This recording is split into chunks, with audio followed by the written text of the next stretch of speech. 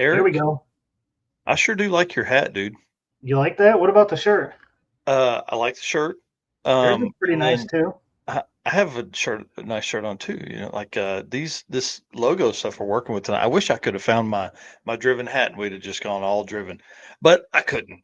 And it's probably just ruined by now. It's probably laying in the car somewhere, faded out. Anyways, you ready for this? I think so. Let's do it. Well, guys, welcome to episode 117 of the Drag Drive Repeat Show presented by Summit Racing. Tonight, this is going to be a good one. We have Bill Alexander from Driven Racing Oil on with us tonight. He's going to talk, I don't know, everything driven, everything oil. We're going to learn stuff. We're going to have fun stories. One of the other folks there, Nolan, who does a lot of their stuff there behind the scenes, he said that we have to ask Bill about how he almost got in a fight with a metal artist back in the 1980s. So this is going to be fun one. Other than that, we've got a ton of stuff from the Drag and Drive community to go over tonight. So, Mr. Eric White, hit the intro. Let's do this thing. All right, let's do it.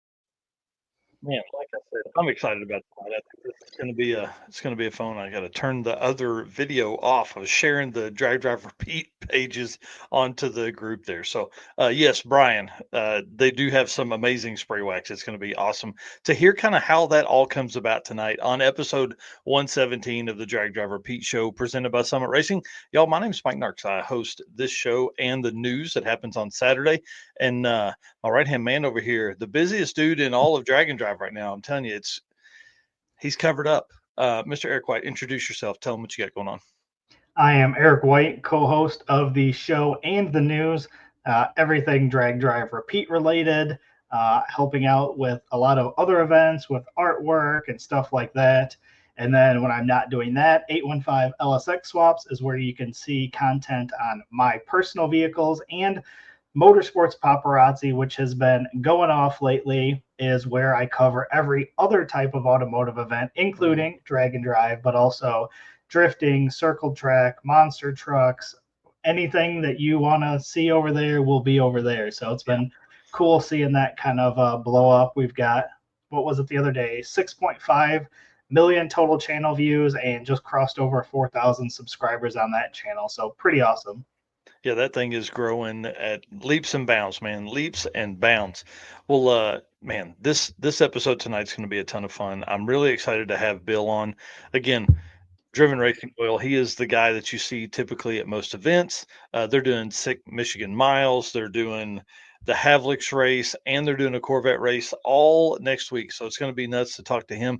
But I want to hear about all of the crazy stuff they got going on behind the scenes. So, guys, as we move into this episode tonight, please hit the share button for us. We can't do this without our race car friends, man. You guys are the lifeblood of this drag drive repeat thing we got going on over here. It's pretty awesome to be up late posting stuff, be up late doing artwork, doing whatever we got going on, and see somebody's comment or something like that. So thank you all very much for that. And then thank you so much to our sponsors. We appreciate them for being part of the program here.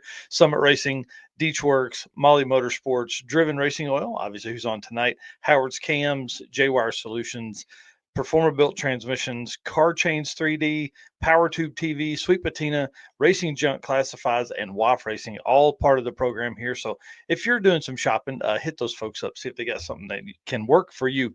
And then Summit Racing Speed Legacy began in 1968 as a one-man startup and is now the world's speed shop with 4 facilities and 200 plus catalog editions. They feel your passion, save you money, deliver fast, and offer top-notch customer service for more than 1,500 brands. Make sure to download the Summit Racing mobile app for easy access to speed parts. Find them on Facebook, YouTube, TikTok, and Instagram, and on the On All Cylinders podcast for more automotive discussions like this one. From humble origins to the social media lane, Summit Racing stands by your need for speed. You can find everything summitracing.com. And while you're in there, dude, definitely be looking for your Drag Drive Repeat branded Summit merch or a Summit branded Drag Drive Repeat merch, however you want to word that. We're excited to have them on here. They got big brim hats, which are definitely needed. But one thing they got going on right now is obviously summer savings. But I had to show this picture because it's got like a first gen C10 on it, and I got one of those. So this is their header photo right now. So I figured I would show that as well. But these guys are over at the Hot August Nights in Nevada. Make sure you go by Tommy Dupree and I can't remember the other guy that's working the booth there with him. Make sure you run by there, say hi to them. But also, dude, the Sparks Nevada warehouse / retail store is right there by the whole setup for everything. So it's like across the street from the Hot August Nights main stage, I guess you would call it. So run in there, pick you up some of that Drag Drive Repeat merch while you're standing in the warehouse as well. Yeah, absolutely. All kinds of cool stuff. You know how our trip was. We got hooked in by the bargain area for sure. Yeah, when we were in Texas for Mega Week, yeah, we had to run in there and do all that. But dude, do you know we didn't even buy you the big brim hat there at the store. It's what we should have done. Right. But we got to see the cool magazine stand with all the catalogs, so that was neat. Yep. Yeah. You mean the one that you took the cover photo for? That'd be the one. Yeah, that's the one. That's the one. Well, that's awesome, man. All right. Well, cool. Well, let's guess. That's a huge car event out there. Tommy was saying something like 40,000 cars will come through that area this week. Like, that's insane to me. That is insane. People from all over the world are there, so pretty cool. And of course, I had to grab this shot of this is from the On All Cylinders photo gallery. Dude, look at the hood scoop of this. What is that? It almost looks like a little turbine. Right? That's pretty cool. I thought that was neat on this Gasser Tri-Fi. Looks like a 55 or 6 model, something like that. I thought that was pretty cool. That's my favorite thing about gassers and rat rods in general is you can make anything beat anything on those, which is right up my alley. Yep, that's exactly right. All right, well, tell us what's going on with Drag Drive Repeat, sir. All right. Listen, you guys have 24 hours left to get our newest shirt that is out right now. Our Parking Lot Beers t-shirt pre-order bundle goes through tomorrow at, is it 5 p.m., I believe? 5 p.m. Eastern, yep. 5 p.m. So if you want to get this pre-order deal, it comes with free shipping, a Parking Lot Beers decal, and the Race Car Friends decal. All of that, $30 for the t-shirts. Like, you guys need to head over and get that. This thing is gonna be awesome. I can't wait to get my hands on one. Yeah, I'm ready. And that's like, I mean, not to be out here saying this, but that's like a $17 extra throw in there. So people understand, like we're really making you a good deal here. I ordered all the new Parking Lot Beers decals that will go with these shirts as well. Ordered those today, so they'll be in. So we made sure we had enough for this. Pretty big order there. I was kind of excited about doing that. And yeah, man, Race Car Friends decal, can't even buy that anywhere else. So we're placing the order on Friday. So Thursday night, that gives me time to put all that together, and then we're placing the order on Friday. Hopefully have them by the end of August. I would say maybe sooner than that. I don't know. But as soon as we get them, I'm driving to Great Apparel Printing and Design in Eudora, Kansas, picking them up, and then coming back home and shipping those dudes out. Yep. Appreciate everybody who has already placed orders. It's been going crazy. My email has been blowing up, seeing all the orders, which is really cool to see. Like,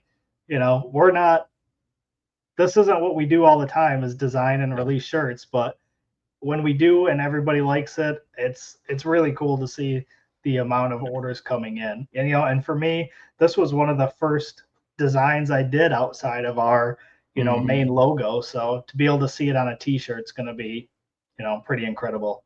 Yeah, I'm pumped about this shirt. I think this is going to be one that is going to do well for a long time.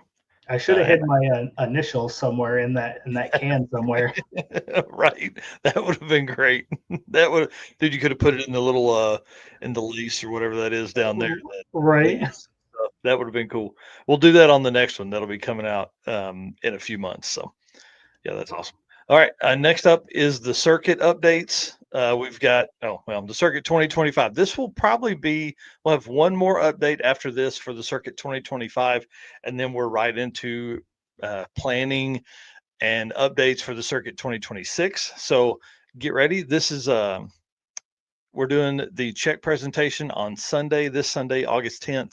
So if you want to be a participant in that, you didn't have to come to the circuit. If you want to bring your cool car and go to the youth services of Tulsa with us, bring it on. We're excited about this opportunity to present. I had Miller's Ale print out huge checks for us. I think they're 5 feet long. I've got 2 of them. So we've got plenty of check there to kind of, give to people, to give to these folks to present for this. So I'm excited. $15,555 raised for the youth services of Tulsa from the Circuit 2025. It's absolutely crazy. And we're going to meet at Tulsa Raceway Park on Sunday. They're hosting a Cars, Coffee, and Drags that morning, which is like $10 drag racing. There's a burnout competition, all this kind of stuff going on there. It's their summer cruise in, hosted by Cars and Coffee Tulsa. We're going to meet there, and at 1:00 we're going to roll out to downtown Tulsa to the youth services of Tulsa. I'm driving the cart over, man. I'm kind of ready. That'll be cool. Been in the cart since Mega Week. I was going to ask, have you driven it since Mega Week? But I hadn't even touched it. I parked it in the garage and was like, I don't want to see that car. Did you get all the water out of the interior yet? Oh yeah, it's finally dry. Yeah, that'll be awesome. I obviously, as far away as I am, obviously can't make it, but would definitely be cool to be there when that gets presented. So hopefully everybody else that is nearby can head over there. Yep, I hope so, man. I hope we have a good time. So that's cool. Well, I know Driven is on later, but I want to go ahead and keep the Driven Racing Oil event updates in the same spot. Oh yeah, you bet. Driven Racing Oil is, the best oil that's out there. So let's just throw that out there to begin with. I wish I had a jug of it. So like Ricky Bobby, if you don't use Driven Racing Oil, then screw you. But all right, Driven Racing Oil is the performance engine oil that can do it all. GP1 is the ultimate oil for any race or performance application, whether launching hard at the drag strip, enduring the extreme heat of off-road and circle track, or even pushing limits in top fuel drag boats and demo derbies, winning racers choose GP1.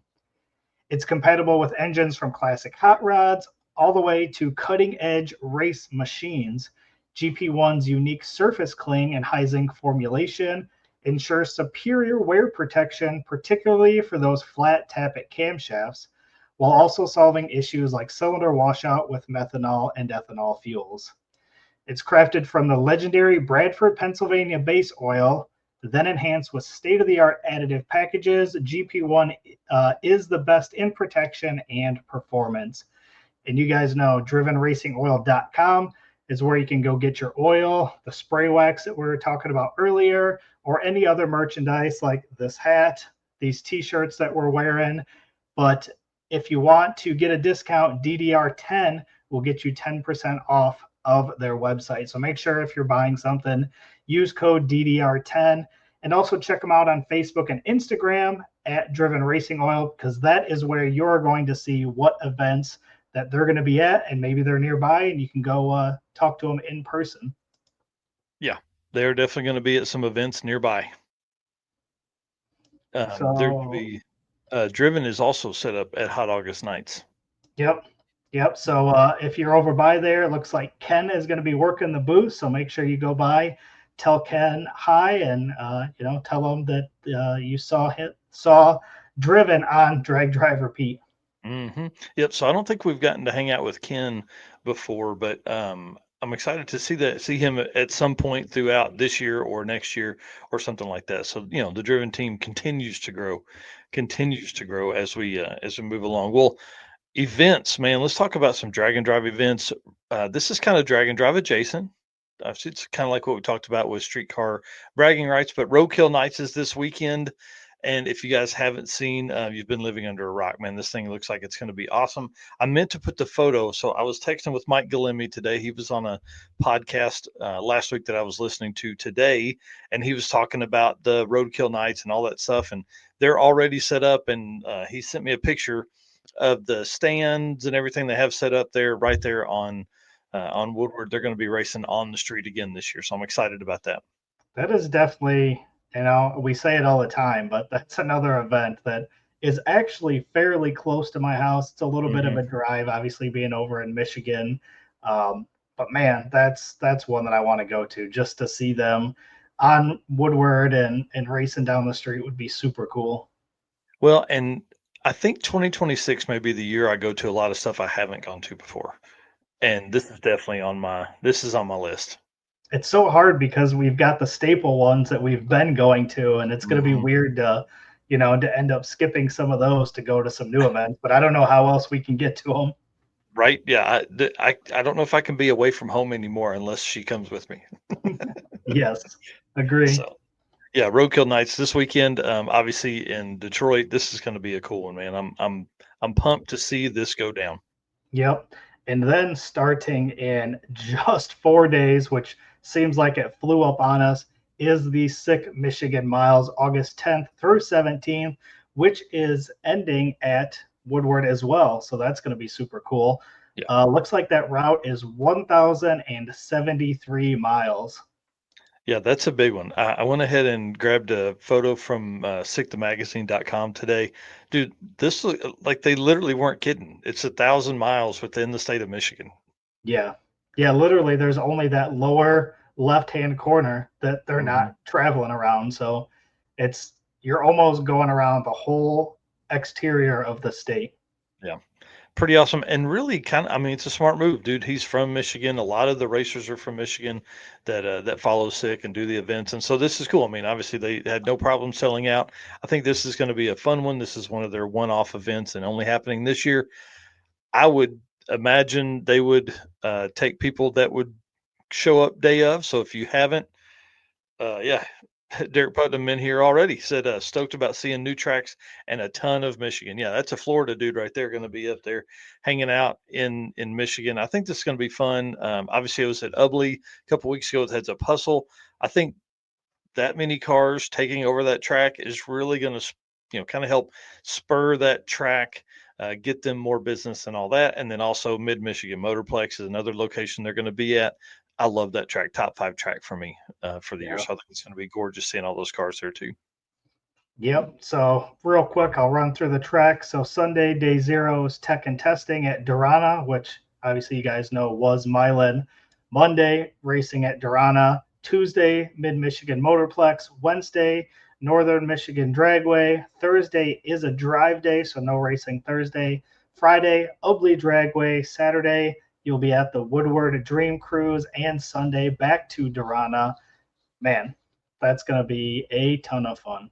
Yeah, that's going to be a huge event. And, you think about that, dude, that's like 8 days. That is true. That's a long event. That's a long event. And it takes that kind of time to go 1,000 miles. But I was looking at the map while you were talking there.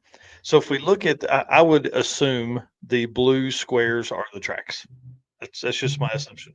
You look at that route, like you're going to be basically after Mid Michigan, you get over to the coast and you basically run the coast the entire rest of the way. Yep. Dude, that's going to end up in some of the most gorgeous views that we're going to see. Yeah, the photos that come out of that are going to be top notch. Yeah, that is for sure. Now, you and the wife, did y'all go to Wisconsin or were you in Michigan? We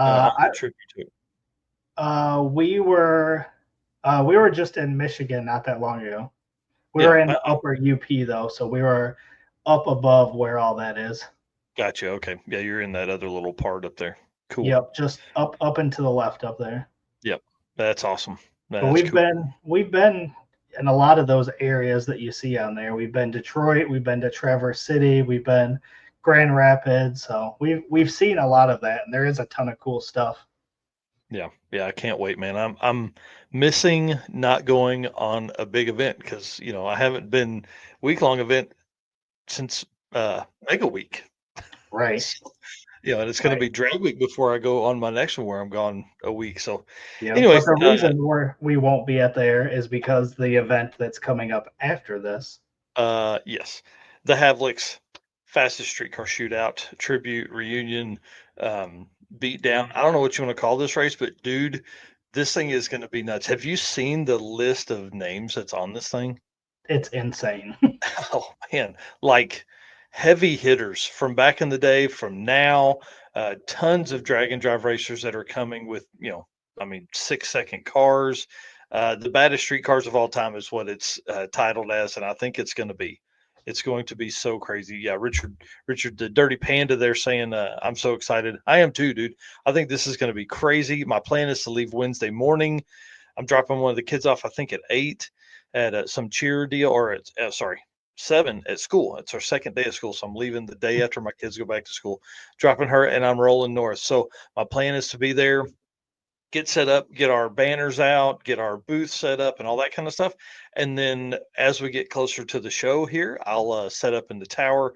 And during the day, I'm just going to be trying to get people to come in and tell stories. So I'm bringing the wireless mics, I'm bringing the wired mics, I'm bringing everything that we can possibly have to capture all of the stuff that we can get right here on the live show. So next week's episode 118, is going to be live on site at the Havlicks deal. Cordova Dragway. Yep. Yep. It's going to be awesome. Richard Brewer here saying, you still swinging through my way? Yes, I will be right by him. And then we're going to convoy up is kind of the plan. And then Chris Legg with Hard Target Images says, we'll be doing a couple days of Michigan miles. So make sure you guys are following Hard Target Images, who's on here. Was that last week we did Media Mania or the week before? Oh man, I think it was last week. Yeah. I don't know. Time flies when we're having this much fun. Do you think there's going to be a certain red and black race car coming to the Havlicks? Yeah. Which one? One that's got new license plates on it that I saw. Did you see those license plates? Says enjoy second. Yeah. Yes. Definitely got a good laugh out of that. Oh man, I hope it is. I want to get up close and personal with that car. I want to rub my hands all over it and make fingerprints. That car is super cool. We're obviously talking about the Bryant Goldstone's Corvette, which we are talking about later in this episode as well. He's released what turbos are going to be on it, and they're big, and there's 2 of them. Ooh. Yeah. Well, one last thing about Havlicks before we move on. I am bringing my wife with me on this event. She is coming. I guess I'm not bringing her, but she is meeting me there on Friday. So she's going to get to see kind of the whole deal that we'll be doing, which is going to be fun since we're so close to home. Short weekend event. So that's going to be exciting. Yeah, that'll be really fun for you guys. I mean, it'll be weird me sleeping and they're snoring and you guys trying to cuddle, but I got you guys your own room. I don't want to hear any of that stuff. So so that'll be cool for her to be up there and kind of see how, my wife said the other day that she's like, I know you're not she's like, I know it's not a vacation, but you're not at home either. So right. It is that weird balance. Like it is busy, it is working, but it is fun. So yeah. And she's going to get to see a ton of cool cars while we're there. So, oh man, it's going to be awesome. Yeah, Dirty Panda says he's track camping. I had debated on doing that, but I'm not going to do that for this event. It's still too hot for me outside. I'm a fair weather camper. It needs to be in the 60s at night. I need to be comfortable. Yeah. Well, that's all right. Yeah, go ahead. Lead us in. So moving on, the next weekend is the big weekend for regional events. We've got Dragway Rush, which has sold out 75 cars. We've got Cruise and Lose 2025, which is also sold out with 100 cars. And we have I-57 Drag and Drive. And Jacob is going to be on the news this weekend to talk about that event. Yep. I didn't want to have to try and schedule that time in tonight, so we're going to put him on the news on Saturday, which is exciting. This is his first time to host a Drag and Drive, and I think the location is great for an event to be kicking up here, especially that weekend. Like you've got 3 across the country-ish. I mean, like Dragway Rush is pretty close to Detroit. It's US adjacent. So going to be pretty awesome. Huge weekend. And then of course, after that, man, it absolutely breaks loose with September and October being some of the craziest months. I feel like we've said that about every month, but there are some obviously huge events coming up, but then a lot of events as well. So, if you're packing in 49 events in basically what is 7 months, it gets pretty salty. Yeah, Because I'd say so. there's not much that was hosted between six sick week and then sick summer or mega week between that. So we've kind of packed everything into right on top of each other. Yeah, Oh, cool. Yeah, Brandon Haber said I'm doing the whole week of Michigan Miles. That's awesome, man. yeah, that'll be Just cool. make sure you're following him too, so you can grab some photos and stuff. That'll be cool. And then of course, if you need to see the whole list, dragdriverepeat.com/event list dash 2025 will get you that full event list. And obviously this picture that folks are watching on YouTube or Facebook here, this gives you, all the ones that are here in the US and Canada as of right now. And then there's more, actually, I need to add to this list, the I-57 and then Cruise and Lose as well. So need to get those knocked out tonight. Sweet. Yep. Kind of cool. Again, thanks a bunch to Driven Racing Oil, and I need you guys to hang out a little bit because Bill from Driven will be on here momentarily. All right, let's talk about some J-Wire Solutions stuff. J-Wire Solutions is your expert car and marine wiring solutions provider. J-Wire Solutions can wire and plumb your hot rod, your race car, your drag and drive car. Plus, they offer products to make your driving experience better, like the blinker module. Guys, you've heard me talk about this. This is a must for all drag and drive cars. This module allows your rear turn signals to blink even with the brake pedal applied, which universal universal wiring harnesses do not do. So you got to have that, especially if you're going to have trailers on there because people can't see your tail lights anymore. Well, I want to use this segment to talk about some Hot Rod Drag Week updates because our boys Fast Act Racing will be at Drag Week, the 20th running Hot Rod Drag Week 2025 is it's going to be insane. So first up, though, sorry, we're not using this to talk about drag week. We're using this to talk about YouTubers that do drag and drive. Sorry, I got my notes mixed up here. So Friday night, 2 days from right now, TB Racing or our boy Tom Bagley, UK Tom, is dropping his Mega Week video, and I can't wait, dude. He's giving me some updates here and there on what has been going on with it, and I can't wait to see what this thing drops, man. It's going to be really, really cool. Yeah, I'm excited because it's been a couple months now, and it'll be cool to go back and relive that event again. We had so much fun. We were so busy, but it's going to be cool to see it from somebody else's perspective as well. Yep. Yeah, he said this Friday, 4 p.m. Pacific. So I guess that's what 7 p.m. Eastern. He said the story behind how 6 friends banded together, gathered parts from fellow racers and awesome businesses, all intending to make the Nap Shack run a 10-second pass. He said many, many more people helped, far too many people to list. But these dudes right here coordinated, put in man hours, donated stuff. These guys are legends. That's going to be cool. Yeah. This was such a cool photo, too. Oh, man. Yeah. Like everybody pointing at him. Mm-hmm. Yes, what a great photo. What have I've mixed these up here, I think. Yeah, I see that. Yeah. Hold on. Let me change this. Lead us into the next one here. All right. So they're going to go to the Hot Rod Drag Weeks? Well, no. So they're going to be in the Molly segment. I'm gonna move them around here. So I'm fixing it now. Hold, please. Technical difficulties. Yeah. Right. That's what happens when you're so tired. Speed money. Let's freaking go. Parking lot beers. Race cat friends.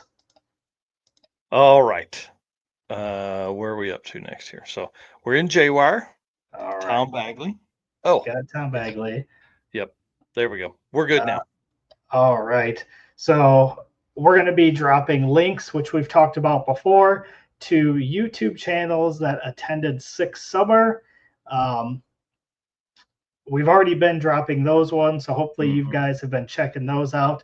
But we are going to start dropping the ones that did Mega Week those channels we're going to be dropping starting tomorrow. So again, this is just kind of a way we see things from our perspective. We, share out all of our stuff, but this is a chance for you guys to actually see coverage from these events from another perspective, which is super cool. Like I said, with the Tom video dropping on Friday, it's just going to be cool to see how other people looked at the event, and actually, like in Tom's case, we're going to see like how his week went, which unless we follow somebody the entire time, we don't get to Hmm. see all of that.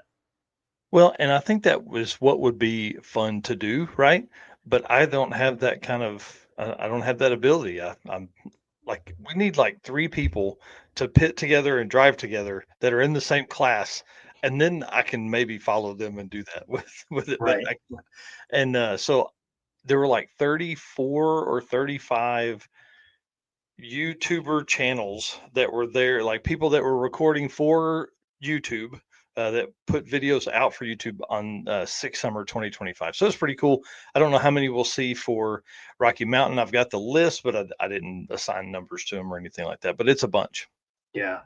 It's pretty cool. It's just kind of a neat thing that we can do to help share some of those other channels as well, because Yep. they've got great content as well. Well, and again, it's a way for us to push more drag and drive in front of people. So if people by chance see our post, then obviously they're going to see all that as well. And then another great channel to watch. I hope you guys are following the Bucket List Mob, dude. Mike Heston and I today were messaging back and forth, and oh yeah, Bucket List Mob.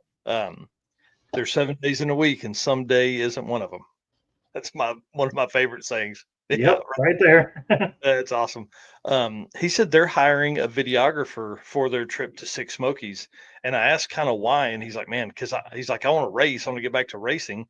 He's kind of been the video guys, taking the content, all that kind of stuff, and then going home and editing it. So this will be kind of neat to see, as people start taking that next step in their YouTube journey. Like, is this the right move for them? So they're actually. He sent me a screenshot of the plan they have, and dude, it's like he's like a director, like he's laying out the shots they want, where to put the cameras, when they're driving, where to put the cameras when they're racing, all that kind of stuff. So it'd be really cool, and to take the investment and bring someone with you that's a videographer, so you can take that out of your hands. Oh man, that would be huge for a racer, and it'll give Oh, us again another way to see another scene, another look at it. yeah. Yeah, that's going to be pretty cool. Yeah. Uh, Again, like you said, he can focus on racing. Somebody else can gather the content, and it really is hard to do both. Oh, that's an understatement. They're bringing 4 cars. Well, yeah, There's that as well. The number of cars trying to get all that content and edit it down and all that stuff. Oof. Yeah, no thanks. yeah. And if you haven't checked out their stuff, go check it out. The Winnebago is so cool. We Oh, got to check that out at Mega Week, and definitely jealous of the Winnebago for sure.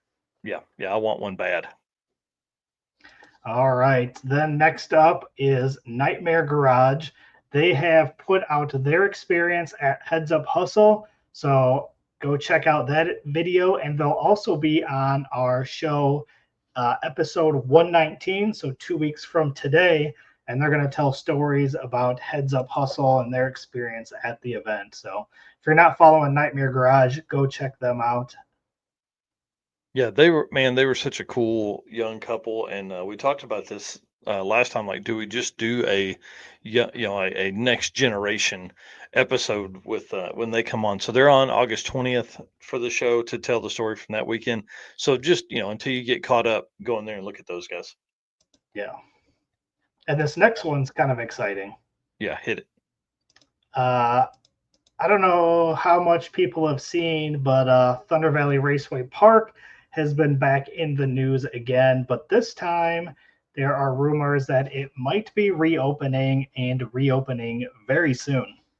Yeah, they're talking like in next couple weeks. Yes, So like an event in the next couple weeks. yes, so we've got. I mean, obviously we've got our feelers out to kind of get an idea on that. I want to hear some big time confirmation. Rumors on Facebook are tough to, oh well, so and so told me, so and so did this and all that and blah blah blah. I want it from a, reputable source, and I think we have that in some good friends that we've been working with here the last couple of days. So I'm hoping that we can end up with some great news for Thunder Valley, because we need that thing to open back up. Is all I'm going to say. Yes. I Yeah. would love to There's a to lot get of there from cryptic the start. messages right here in this section. Yeah, yeah, tons of cryptic messages on Facebook too, dude. Golly, oh, man, yeah. So, anyways, I'm hoping, fingers crossed, all that kind of stuff. It would be great to have another track in Oklahoma. I know, them being closed probably helps Tulsa Raceway Park in some form or fashion, but them being open helps drag racing a lot more. Them being a part of the drag racing community helps a lot. So, we'll see. I'm excited. Yeah, for sure. It'd be good to get that back up and running again. Obviously, tracks closing are not things we like to talk about. No, no, not at all. Not at all. And we went through a hard round of it, dude. It seemed like there were like 4 or 5 there right in a row where we talked about it for a couple weeks and the updates and all that kind of stuff. So Right. hopefully we're getting past some of that now. All right. Thanks again to Jay Wire. I appreciate Jay Blanchard and the team over there. Jay Wire, man, they are awesome and have a ton of really cool products that are out. They've got like a Holly High Ram. Well, anyways, just go look. jwiresolutions.com. You can find all the stuff over there. Yep. All right. Molly Motorsports segment.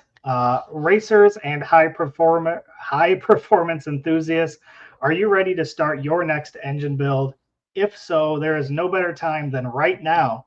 Go check out Molly Motorsports all-in-one Power Pack piston kits. They have over 1,200 applications, and these kits come complete with pistons, rings, wrist pins, and clips, all designed to work together. Molly Motorsports Power Pack piston kits take out all of the guesswork. No more trying to determine if a piston will need this ring to work with a certain cylinder size. Molly Motorsports did all that engineering for you so you can get to the part that matters, which is building a power plant that leads you to victory lane. Visit mollymotorsports.com for more details. And for our podcast listeners, Molly is spelled Mahle. And Molly gave away a Power Pack piston kit at the circuit, which was super cool. Mm-hmm. Yes, for sure. I appreciate, and then obviously sent Adam all the way out here. Yeah. Appreciate that for them coming all the way out doing that. That was really nice of them, and I can't wait. They also get 2 entries into the circuit, and last year they gave both of those out to racers on the wait list. But we're going to actually swap it up this year for the circuit 2026. The sponsor level, at our brand sponsor level, they get entries. We're going to give those away before registration even opens up. Oh, check that out. That's going to be Yeah. pretty cool. Yep. So I'm excited. So that'll kind of help, build some anticipation into registration day. So this segment, we're going to talk about Hot Rod Drag Week. Did you see this? Goldstone posted an updated pictures about the turbos for the Corvette. Did you see the size of those things? Yeah. You may read this post he made, because Yeah. yeah. So he said stainless diesel getting in the gas game. He said, although I have been running them for years on my Chevelle, he said, coming at it big time with these ball bearing, throat clearing 98 millimeter turbos. Thanks to John Gilbert and the crew for the laser etching. Also, bro, Dang old Pro Mod turbos going on right there. bro, twin 98s. Like, I want people to understand. Mark Mickey ran that when he ran like a 359. Yeah. Twin 98 millimeter turbos are capable of putting cars in the mid 350s in pro mods in the 8th mile. He's going to need that wheelbarrow to carry around those big kahunas. Dude. And I mean, this car is basically a former pro mod. Man, I don't know. That's some next level shit. Twin 98 ball bearing. Come on. Come on. It's gonna be great. And I wanted to show the valve covers here too. Man, what a great looking engine. Yeah, that's I can't wait to see this in person. I really hope that it ends up at Havlicks, because Obviously, I won't be at Drag Week, so if it debuts at Drag Week, I will probably cry at home. Hang on, I'm going to text him. But yes, twin 98 millimeter. That is going to be nasty. I can't wait. It's going to be so badass. And then the next update is Cal Hayward. Obviously, know the Pinky Drag Week. Dual fuel setup this time. Pump gas side is all made up on the manifold, so you can see a couple pictures going on here. So obviously there was some issues. Was it damage to the engine? I can't remember what happened.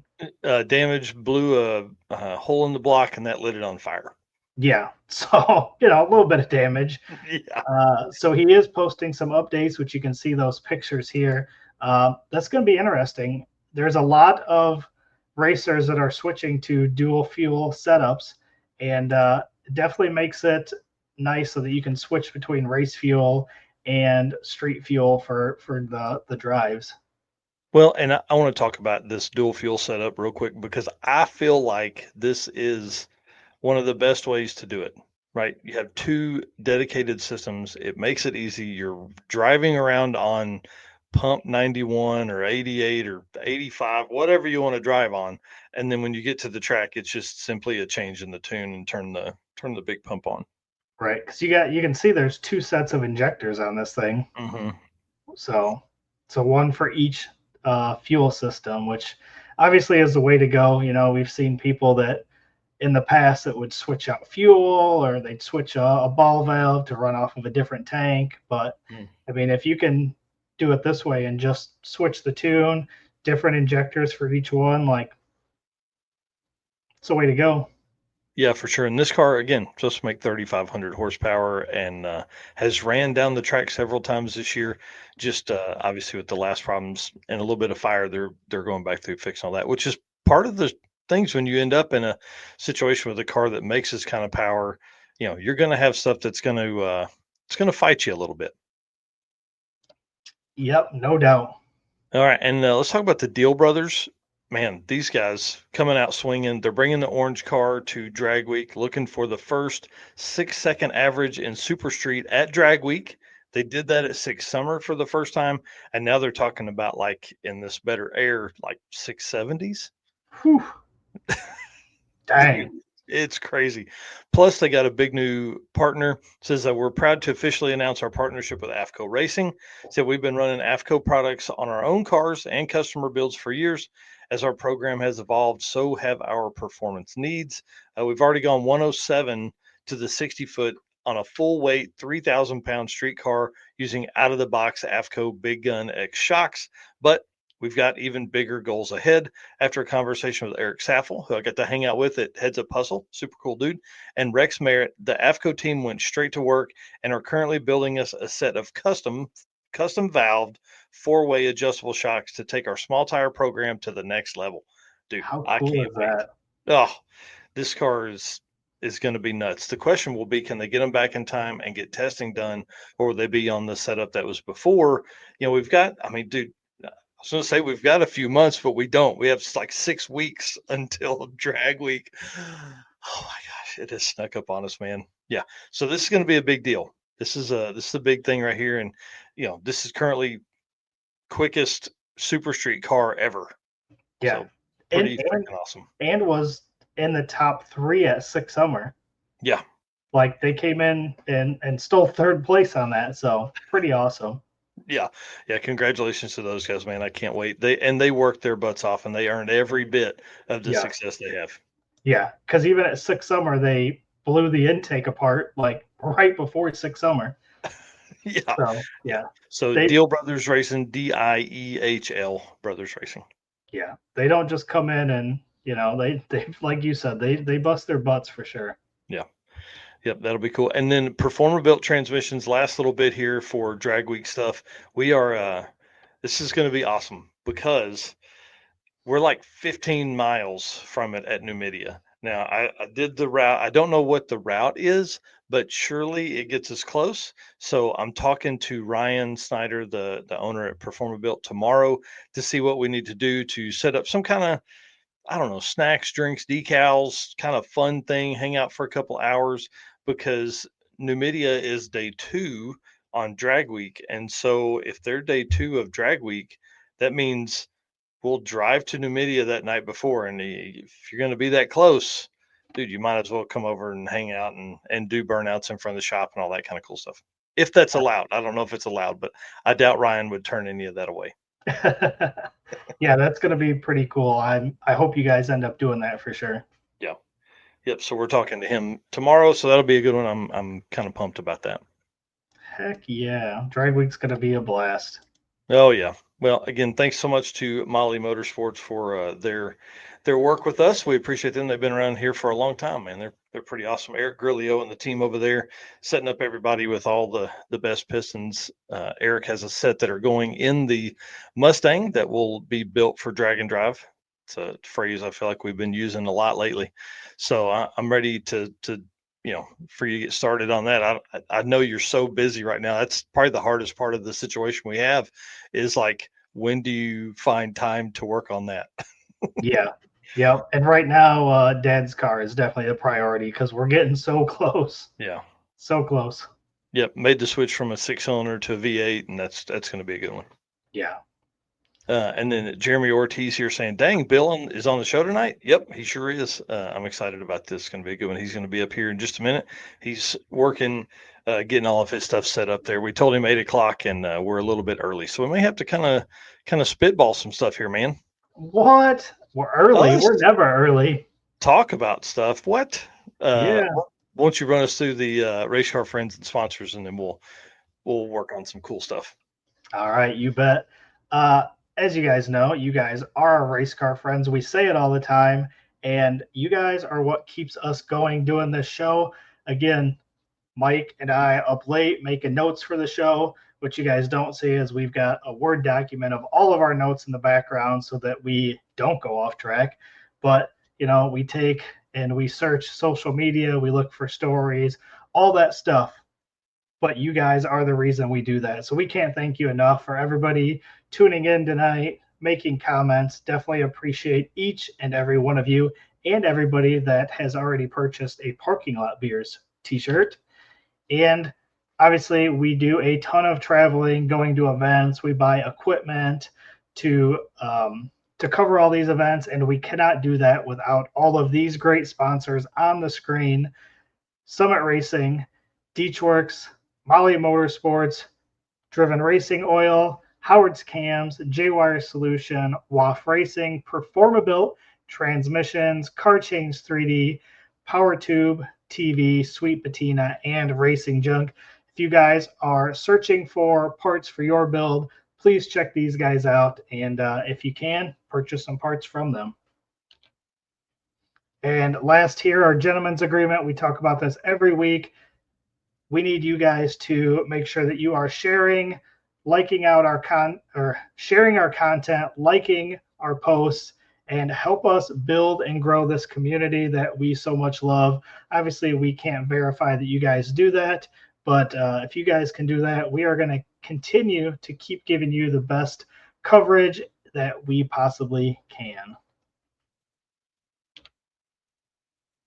All right, Deechworks. Yeah, hang on. I wanna wait. Oh, Bill is actually backstage now, so this could be perfect time. I'm back here writing notes and all that stuff. So we'll let him get set up with the camera there, and then we'll bring him on from that. Go ahead, sir. Hit the Deechworks. Yes, sir. Deechworks is a leading manufacturer of high-performance fuel system components. The DW product line includes fuel injectors, fuel pumps, pump modules, fuel rails, regulators, filters, lines, and fittings, plus surge tanks. All of these things engineered to support power levels ranging anywhere from 400 up to 2,200 and beyond horsepower. Since its founding, Deechworks has been committed to delivering quality, innovation, and precision to the automotive performance industry. Every DW product is built to maximize reliability, which you need for drag and drive, and efficiency, ensuring optimal fueling solutions for racers, tuners, and performance enthusiasts worldwide. With a focus on engineering excellence and industry-leading customer support, DeechWorks continues to drive the future of high-performance fueling. And as you guys can see, for those watching on YouTube or Facebook, 10% discount code on their website. Again, use code DDR10. Get you a little bit of a discount when you're shopping over there on DeechWorks. I know that's right. All right. Well, let's break in Mr. Bill Alexander. Dude, What is up, guys? This evening, I guess it's not morning. Yes, it's evening. We had vendors in today. I had to go to dinner with them and run back here to get on here. So, well, man, we appreciate that for sure. I know in your text, you're like, hey, I'm with folks today. I didn't know they'd be hanging out for dinner. So we appreciate you doing that. yeah, no problem. I'm actually so excited to finally be on here after all this time. It's my first time being on here. So, it's good.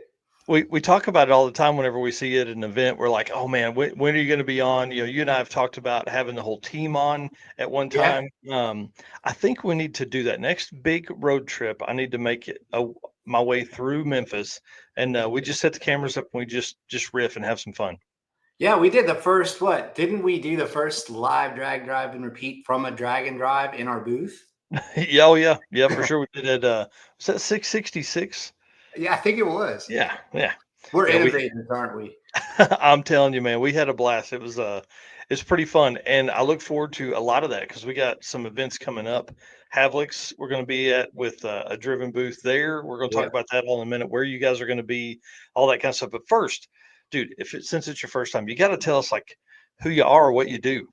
Well, my name is Bill Alexander. I'm the general manager of Driven Racing Wheel. I've been in the lubricants formulation business for about 30 years. Pretty much the only thing I've ever done. I've worked in the oil industry, and I've developed oil for over-the-road trucks, for locomotives, for nuclear submarines, for all this stuff. But, you know, in my heart, I was always a car guy from day one. Grew up in Northern California, racing and doing stuff I shouldn't, doing dumb stuff with cars in high school, and got the opportunity to come work in the racing industry 4 years ago. It's 4 years. I can't believe that. And it's been awesome because one of the things you love to do when you do what I do is try to develop and create formulations that are specific to different applications that like a regular motor oil wouldn't quite work as well as something that you come up with. And I've gotten to do that here at Driven for 4 years, and it's been a pretty fun ride. I'm not going to lie. I bet, dude. That's to go from all the other stuff you mentioned, like about nuclear submarine stuff, those guys probably don't have nearly as much fun as car guys do. They don't. As a matter of fact, the people I was with tonight are in the oil industry that I came from. And I was telling them about Michigan. I was telling them how we're going to go around at all these tracks and about these cars that, you know, drag and drive to them is they don't even get it. And the one guy looked at me and he said, wow, that's a lot different from going to an STLE meeting. And I said, oh, absolutely. You know, absolutely. I don't even know what that means. I don't even know what STLE means. STLE is the Society of Tribologists and Lubrication Engineers. And in 2000, it's a written exam. It was an 8-hour exam and it's peer reviewed, and I passed it in 2000. And so it's what gives, well, you know, Lake Speed has one. I have one. It's what gives us guys the ability, I guess, to call ourselves tribologists, because you don't really go to school for that. So, yeah, man, I have so many questions. So many. Hopefully they're just fun questions. It's like 8 o'clock, man. Come on. Yeah. I was saying, tribologist sounds like somebody that would study, you know, tribes. But you know, hey, I've played that joke a bunch with you. All right. Well, Eric, I know I'm going to do a bad job of alternating between me and Eric tonight because dude, you're so much fun to hang out with. Oh no, this has got to be fun, man. So no worries. All right. So can you give us a kind of quick recap of Driven Racing Oil's history? Well, we were started around 2000 with Joe Gibbs Racing in NASCAR, and I wasn't there, but I've heard the story a million times, and I can tell you that back in those days with the EPA requirements and catalytic converters, zinc was determined, ZDP, that's the anti-wear additive we put in oil, was determined to be a factor in causing catalytic converters to fail. So in passenger car motor oils, they started to lower the amounts, right, to what we call a cat safe level, and cams started failing, especially flat tappet cams. Where you had roller applications, and a lot of the OEMs back then at the time were moving to roller cams as, you know, factory stuff. It wasn't as big of a deal, but in flat tappet cams, it was a problem. And in racing, it was a problem. So they went out to try to find a solution, which was to create kind of the first high zinc oil. And that was all done with Joe Gibbs and all that back in the day. Lake Speed Jr., a good friend of mine, was, you know, part of that. And from there, the development of break-in oils came, right? Because you got to break in engines. And when you've got lower amounts of ZDP, zinc is what people will commonly call it, especially in flat tappet applications, it gets hard to break in engines. You get failures. So that's really where it all started. And then that's where the racing wheels have been around longer than that. They're application specific formulations to deal with what engines do when you race them. And that could be in offshore boats and tractor pulling and drag and drive, you name it. Right. But that's really, you know, where we came from and where we came up through was the development of those application specific products that guys need when they race. And so, you know, we've developed over the years, and then now today we're a standalone company. We're in Memphis. This is all we do, right? We only do racing oil. We do our own formulation work, and we work a lot with a lot of really specialized suppliers that make the raw materials, the pieces we need to make a good racing oil. Because, and it's funny, those are getting harder and harder to get as the big market, the big, you know, you can go down right now and buy, you know, oil at Walmart. You can go anywhere and buy oil, but that's what the whole world needs, not what we need, what our engines need and our application needs. So as those products change, and they continue to change even to this day, the raw materials we need to make good racing oils get harder and harder to get, right? Because the whole general world doesn't use as much anymore. So, which leads us to go into developing and finding new things. So, but today that's what we do. This racing oil is what we do, and we stick to it, and we go out and try to figure out how to make it work, like I said, in all different kinds of motorsports. And it's pretty fun. It's pretty cool. I tell everybody, I guess I could be, I guess it, you know, beats working for a living. So, right. And I think, you know, some of the stuff that we've talked about at events and things like that, and some of the, you know, I've stood there while you've talked to racers talking about their products and stuff. You know, a lot of the times we don't get that kind of behind the scenes info. You know, so you guys being at an event is huge, because a lot of times I would think, I've never had an engine built, but it comes down to your engine builder saying, hey, this is the kind of oil I run. And that's based on experience on his side or her side too. Yeah. I mean, I always say engine builders are the ultimate influencers in what we do, right? They're the ones, if you buy an engine from them, we always say, listen to what they say, follow their recommendations. We work with a lot of engine builders. They're probably our biggest customer area, maybe. And we're always listening to them and always getting feedback from them. But really, like I said, it kind of comes back to, you mentioned that. I believe, as I guess the guy steering the ship here, right? We can never forget who our customers are. And our customers are the guys in the garage. They're the guys, you know, building a small block Chevy with their son. They're guys that, you know, building 2,000 horsepower motors for drag and drive. Those are the people that our customer is, the guy who throws the bottle away. And I believe very strongly in us being out and involved in the communities where our oil is used. And, you know, drag and drive is one, tractor pulling is another, import drag racing, you know, there's all these communities out there. And for me, I feel it's very important that, you know, people know us. I always say I want us to grow big enough where we can do cool things, but never get so big that when we go to an event or a track, we don't go, hey, there's Chris, there's Bob, you know, there's people we know and they know us.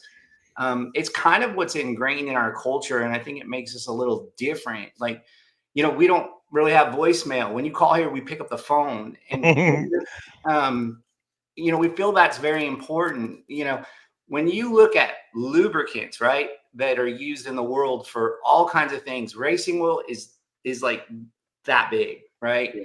So we feel that we're in a niche market, and the best thing that we can do is keep ourselves available and involved with the people who use our products. And quite frankly, we need them, because you can formulate the greatest oil in the world on paper, but you've got to get it out in the application and test it and get feedback. And the only way you can do it is by having people, and good relationships where you can say, hey, I just mix this stuff up. It's never been in an engine, but if you want to try it, and you'd be surprised how many people are like, yeah, give it to me. I want to see if there's an advantage. And the drag and drive community has been really good to us for that. And I'm very grateful for it. Well, and I was going to say that too, because the way we beat on engines is probably some of the hardest that's out there, because like with Michigan miles, you're going to drive 1,000 miles on the street, alternating RPMs. Who knows what gas is going to go in it? Who knows what air it's going to breathe? And then on the other side of that, like, you're also going to race it. You're not just cruising that car around. You're going to put it to the test. You're going to run it to the RP. You're going to run it to the rev limiter at least every day or every other day. And drag and drive is two separate applications in one, and that's kind of unique to what we do. And then you also have to, I can go on for this for days, but the funniest thing too is it's not just the motor oil. What about the gear oil? What about the rear end? You're towing a trailer now. I mean, you're changing. There are so many things that change. And Michael, we've had this talk, before, but when I first went to my first drag and drive, and I thought, man, this is great. And like, look at what these guys are doing. I was so excited. Like, this is the environment where I could prove our stuff is good. Right. Yes. And the first guy I meet is Rovic. Right. And we fill his car with oil. And I've always said, like, that was the ultimate, the way he drives it, the way he comes down, driving. He does a drag and drive before he does a drag and drive, and then he does drag and drive home. But that's always what I've really liked about it is, if you can formulate something that can stand up to this, you've got a good product for, we have a lot of customers that just have hot rods, right? Mm-hmm. Small box Chevy, they go get ice cream with their wives on Sunday. They go to local car shows, but that car is just as important to them as, our guys that race in drag and drive. And it's interesting when they'll say, well, is this a good oil? Is this going to hold up? I have a flat tappy cam. And it's like, well, look what we could do with it. Mm-hmm. And in a drag and drive application, it's kind of like the ultimate testimonial, I think, so. Oh, yeah. Yeah. And I want to talk about Team Driven here in a few minutes, but I'll let Eric ask some questions.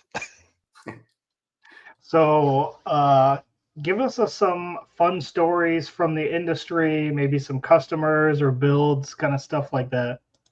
Oh man, where do I start? I joke around and I say, man, first of all, I'm very lucky that as just an oil guy, I've gotten to meet some of my heroes, right? I got to go spend some time with Big Daddy Don Garlitz. And if I was Bill, the guy driving by, it would have been one thing, but he loves our oil, right? So he invited me and I got to, do that. There's just so many. And, I'm working a lot with Steve Morris, and working with Steve Morris is just, oh man, sometimes I want to choke him. Sometimes but a lot of funny stories. I almost think one of the funniest stories I have from it was trying to meet Michael Narks. Oh Lord. If you remember, I was thinking about that the other day.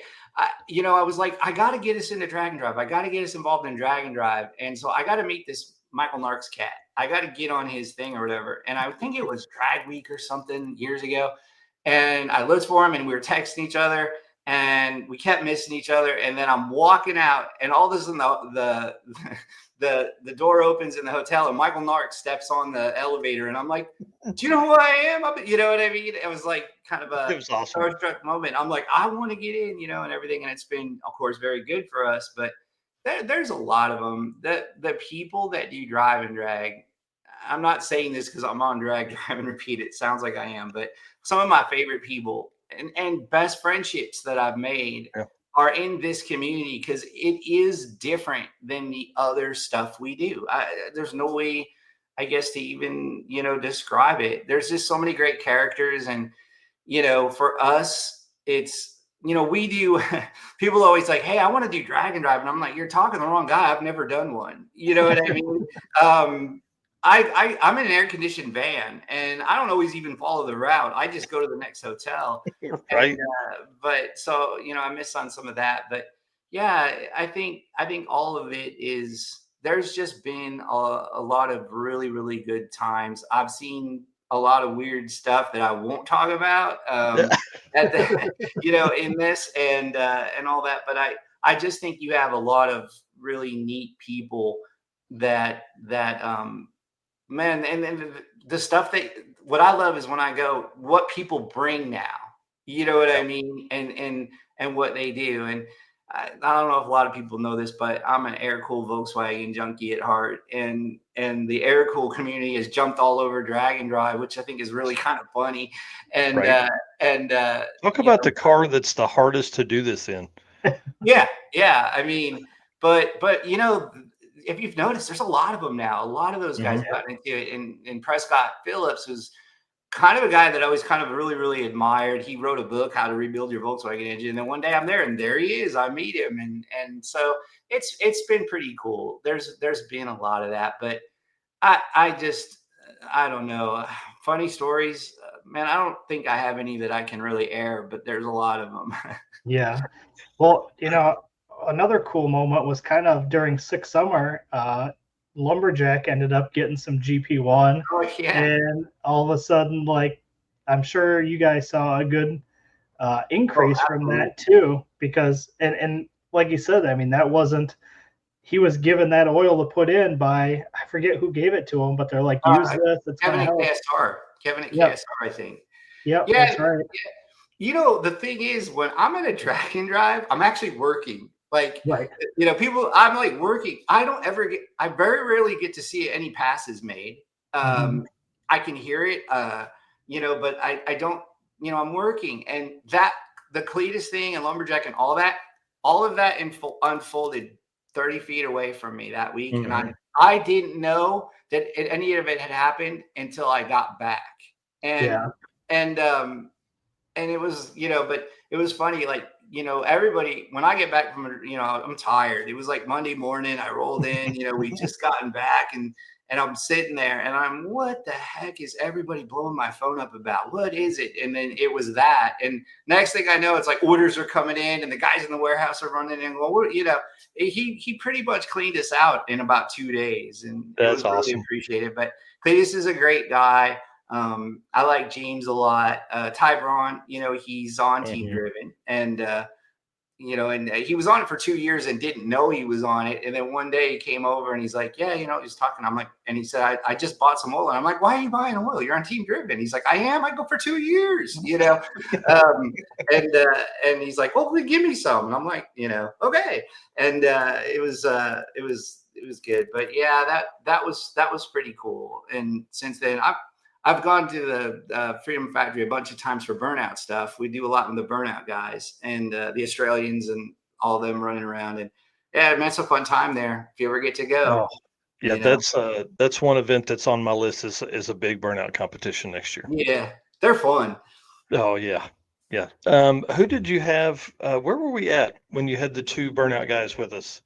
Was it 666? Yeah. That was Craig, and and they came out and we got to know them and became friends with them, and they're out trying to promote Australian burnout. And so they'll come for like 6 months and they'll go do different events. And he called up and he's like, hey, can we come along on, it must have been, I think it was 666.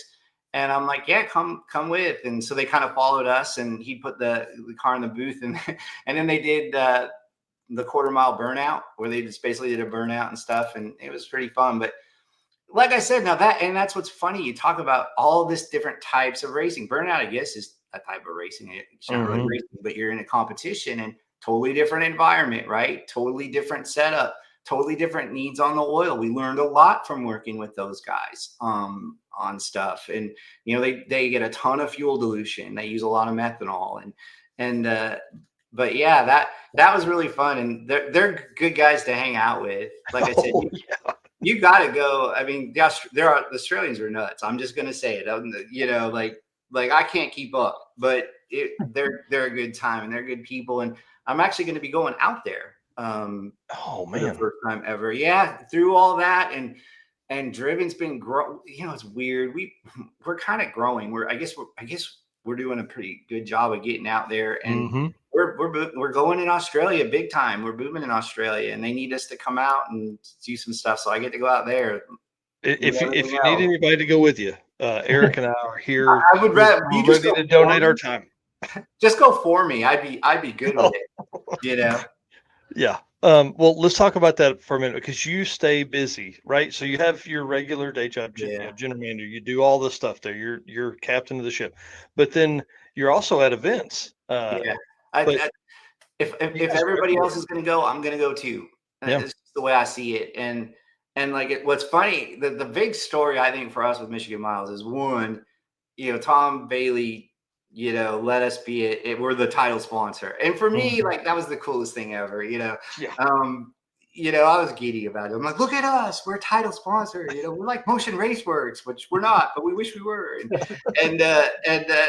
was like it was really cool for us to be the title sponsor on it. And next, but we're still a pretty small company. I mean, you guys know everyone who works here, right? Some of them you've known a long time. I mean, we're all like the same guys. And one day we're sitting there and somebody says, that August, we're at a lot of events. And I'm like, oh, great. No, we're at a lot of events, like at the same time. And it's like, we are. And so we start looking at it. Well, we're out of big vans, we're out of small vans, we're out of pickup trucks. And so I'm running Michigan Miles in my pickup truck with my Airstream camper because Nice.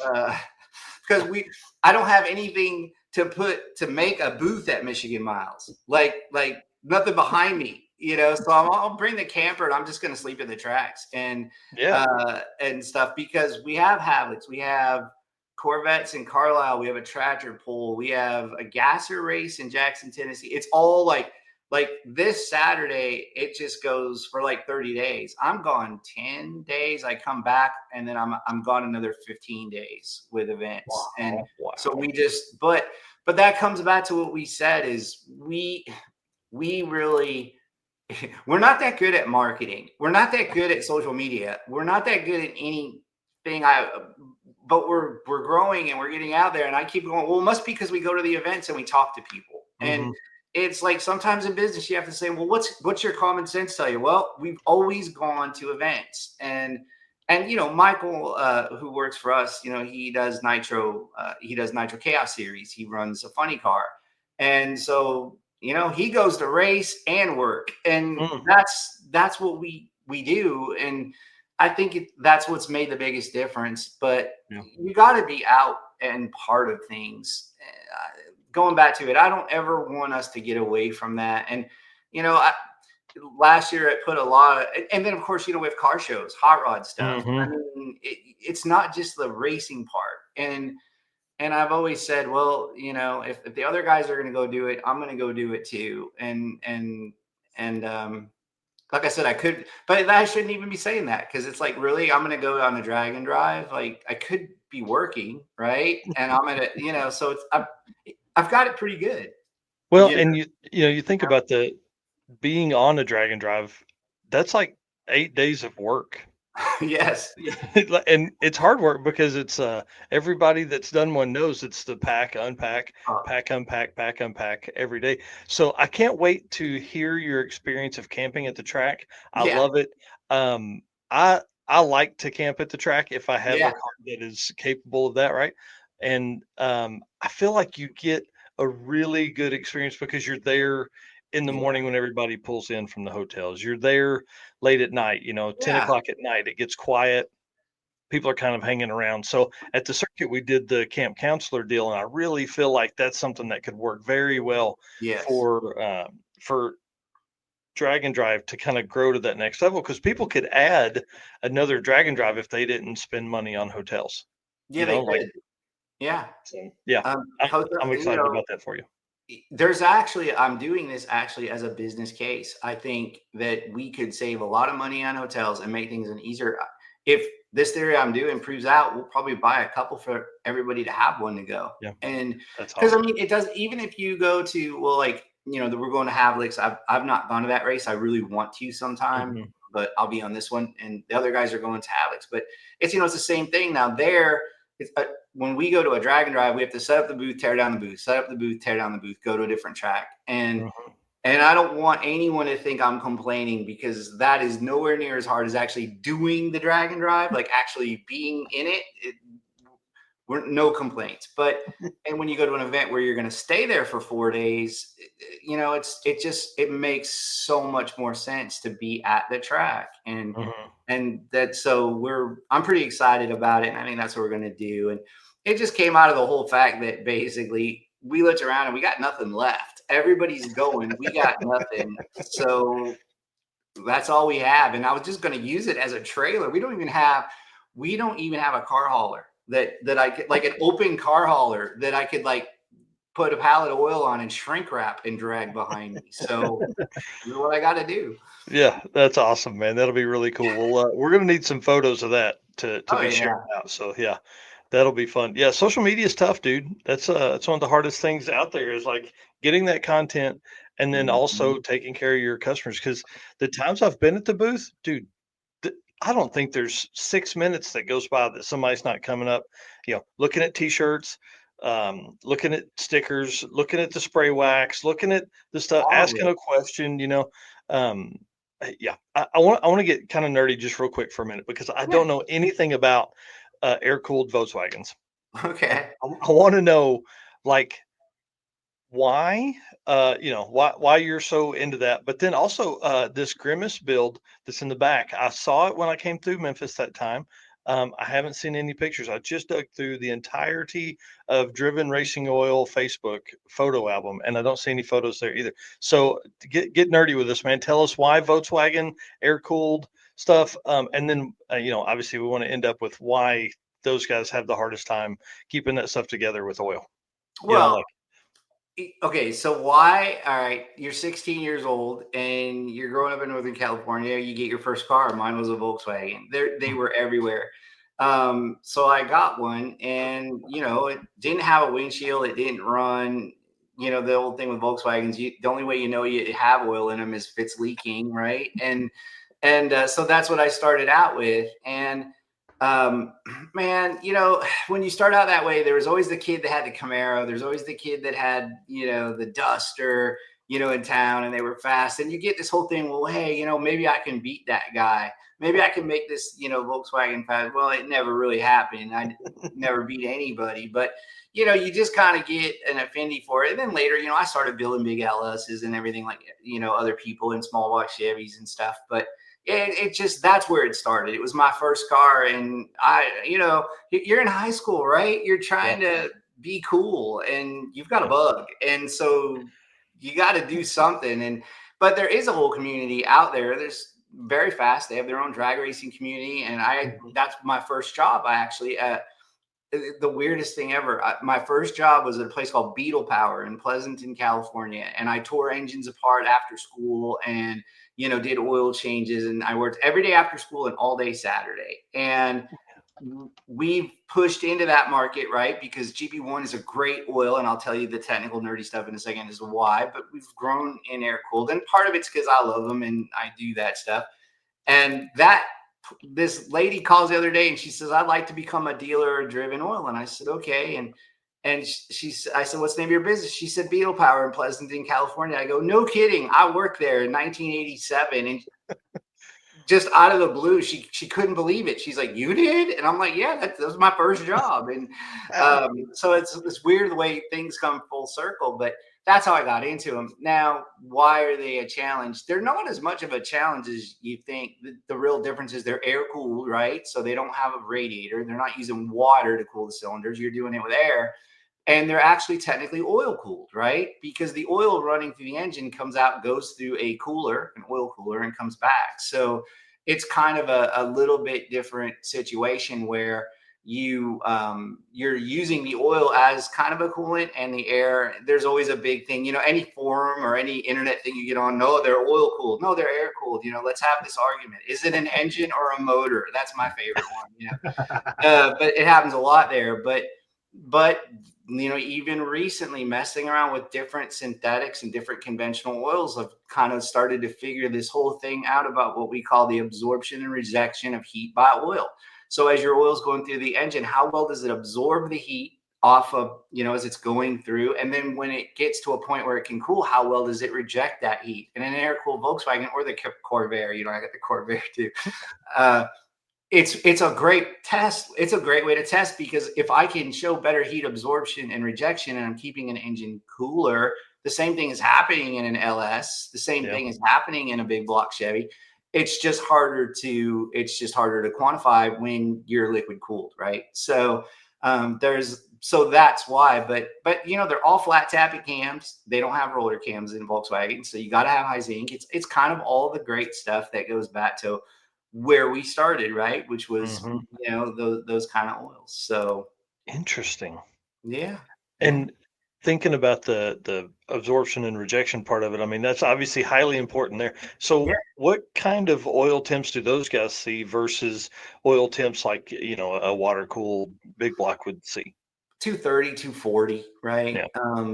So a little more, I would think. I mean, yeah. I mean, obviously they're going to run hotter, and so we run heavier viscosities. 2050 is pretty popular. 2050s are pretty popular and everything, but even in lower horsepower builds, because when you're running a little higher temperature, you want a little extra viscosity, and like I said, you're driving, right? You're going to go 3 hours and then you're going to drag race it the next day. In drag and drive, it's the same thing. But yeah, they do tend to run a little bit hotter, but you go back to it, there's so much aftermarket. I mean, we can buy really big oil coolers. We can buy more efficient fans. As a matter of fact, a guy sent me this plastic 3D printed fan that he made for an air-cooled Volkswagen, and he said it's going to flow more and do all this stuff. And I tried it, and it did. And awesome. And so for 30 years or 40 years, I've been into these things, and somebody just came out with a new fan, and it works better. We're always evolving, right? All forms of motorsport are always evolving, and we're finding better ways to do things, more efficient ways. And now, big thing with air-cooled Volkswagens, we were all carburetors, Webers, and now EFI is big, and that's cool. And so I don't know. I always say the oil really doesn't know what engine it's in. It just knows it has one job. And it's, to some extent that's true, but it's neat. But hey, I mean, I'm an oils guy. I'm building a 500 cubic inch oil out there, and I can never drag and drive it because the only one else out there will be raw. I don't want to go after Rovic, And his new motor is crazy. It's awesome. That motor. Yeah, and I'm not really that good at racing either, to tell you the truth. So but well, that's why I do video stuff, because I'm not very good. Yeah, that's why I do oil. But no, I love engines. I love all kinds of engines. Keith Turk just sold us a Harley Davidson. Gosh, I don't know, Keith. Oh, Keith. It's a Harley Davidson. With Keith. What's it called? A V-Rod, I think. I don't. Oh, nice. Yeah. And but it got flooded or something.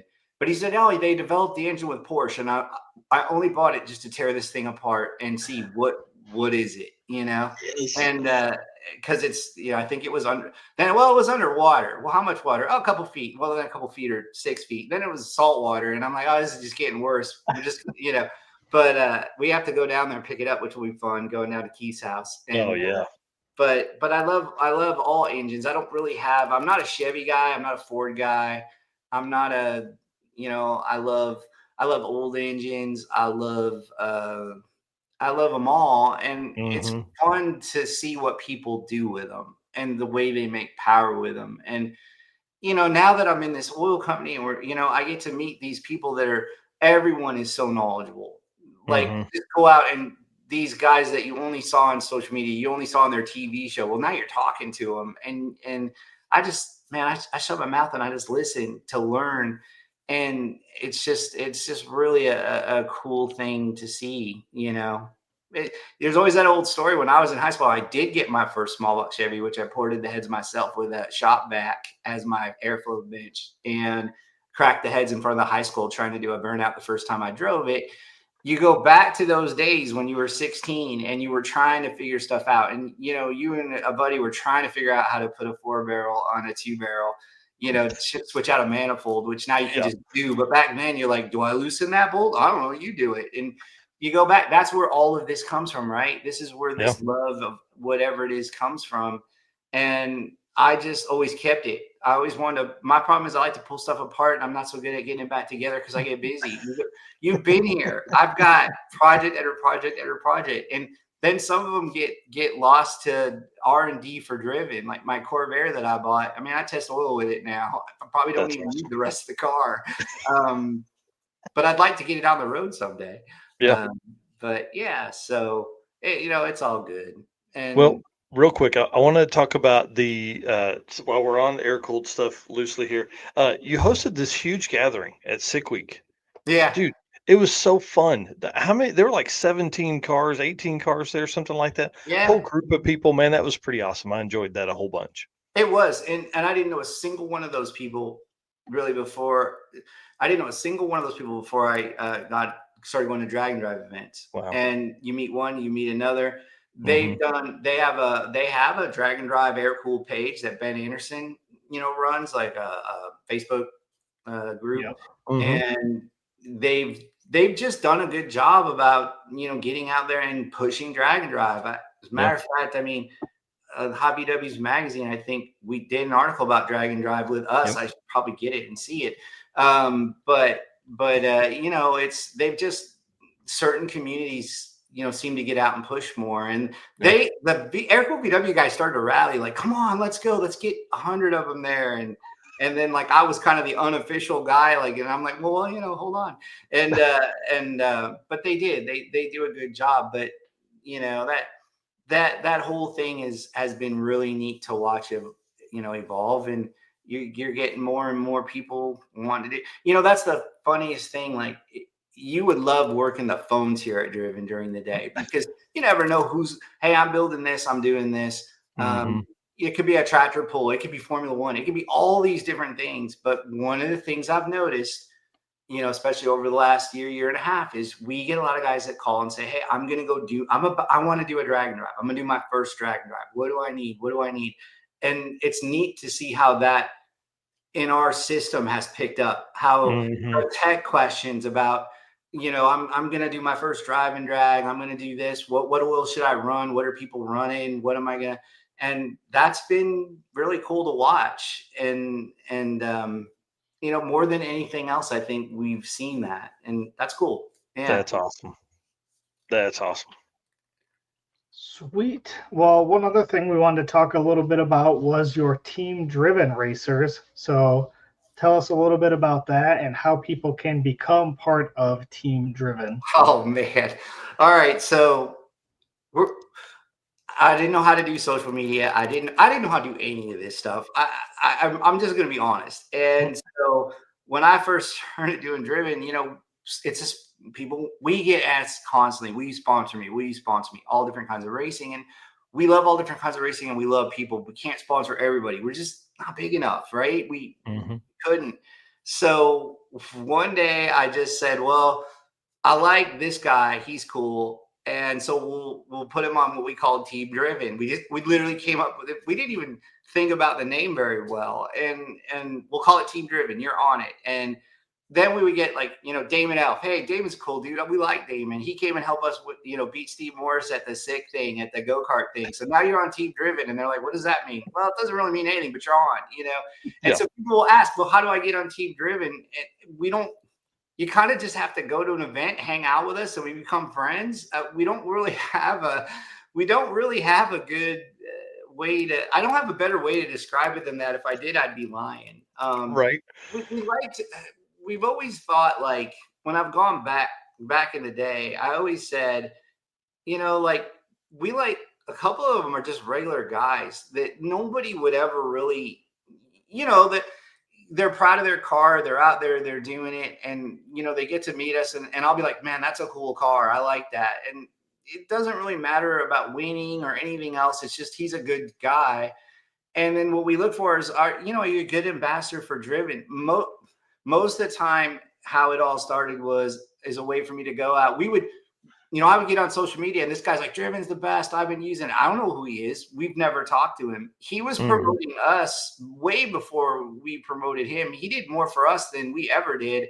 So we would start to pick him that way too. Like there's this guy that, some guys that will always post about us. And then we'd be like, hey, you're on Team Driven. What does that mean? Well, we'll send you some oil,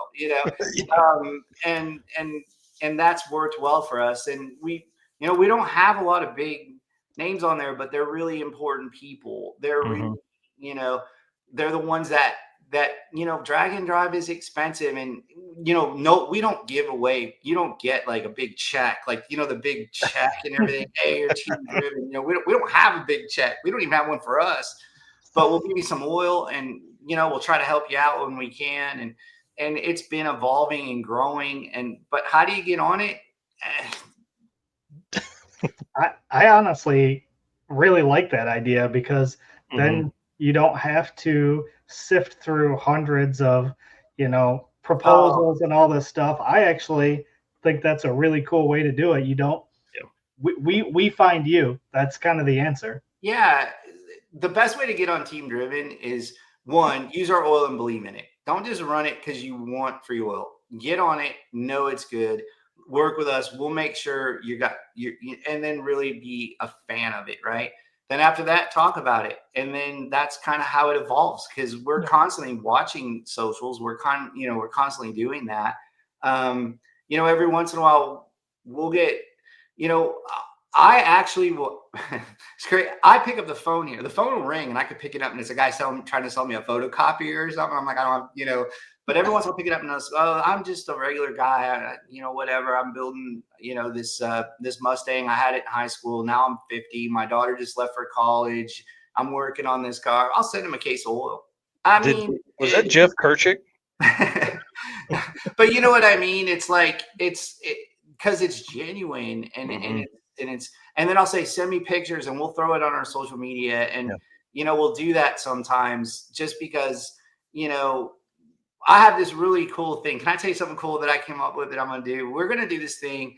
It's not really drag and drive, but we're going to do what I'm going to call a local car show takeover. We're going to go try to find a car show like in Cleveland or something, right?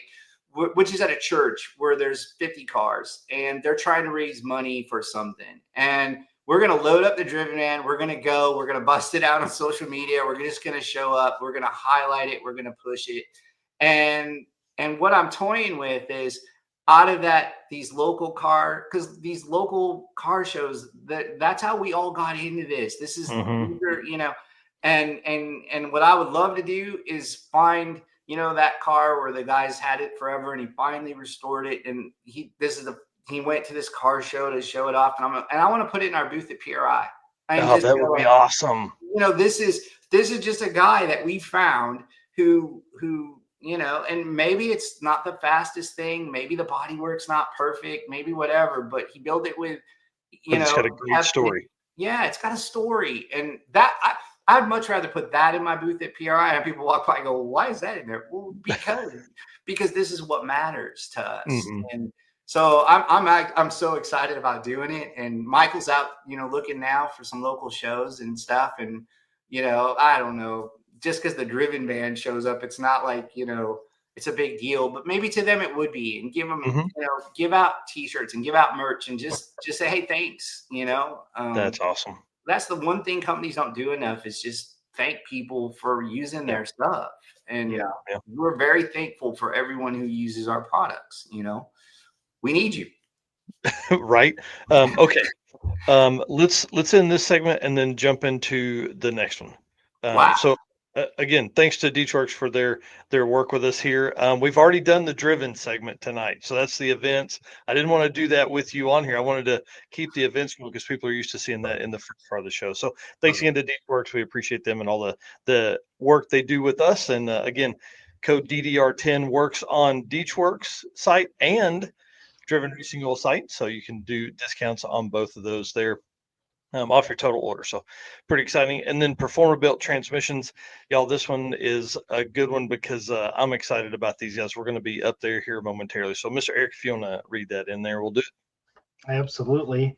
Performabuilt is the official transmission builder of Drag Drive Repeat. At Performabuilt Transmissions, the goal is to engineer and build the toughest transmissions on the planet. Performabuilt doesn't just rebuild transmissions, they systematically re-engineer each model to eliminate OEM flaws and to achieve the highest levels of performance. That is why they say their transmissions are not just built, they are Performabuilt. Yep. And we're working on a plan to hang out at Performabuilt Transmissions at the end of day one. Route snacks, drinks. We're doing a special decal for the routes up there for Hot Rod Drag Week because we're going to be so close to the Numidia Dragway is like 15, 20 minutes from Performabuilt. So we're going to be over there doing that.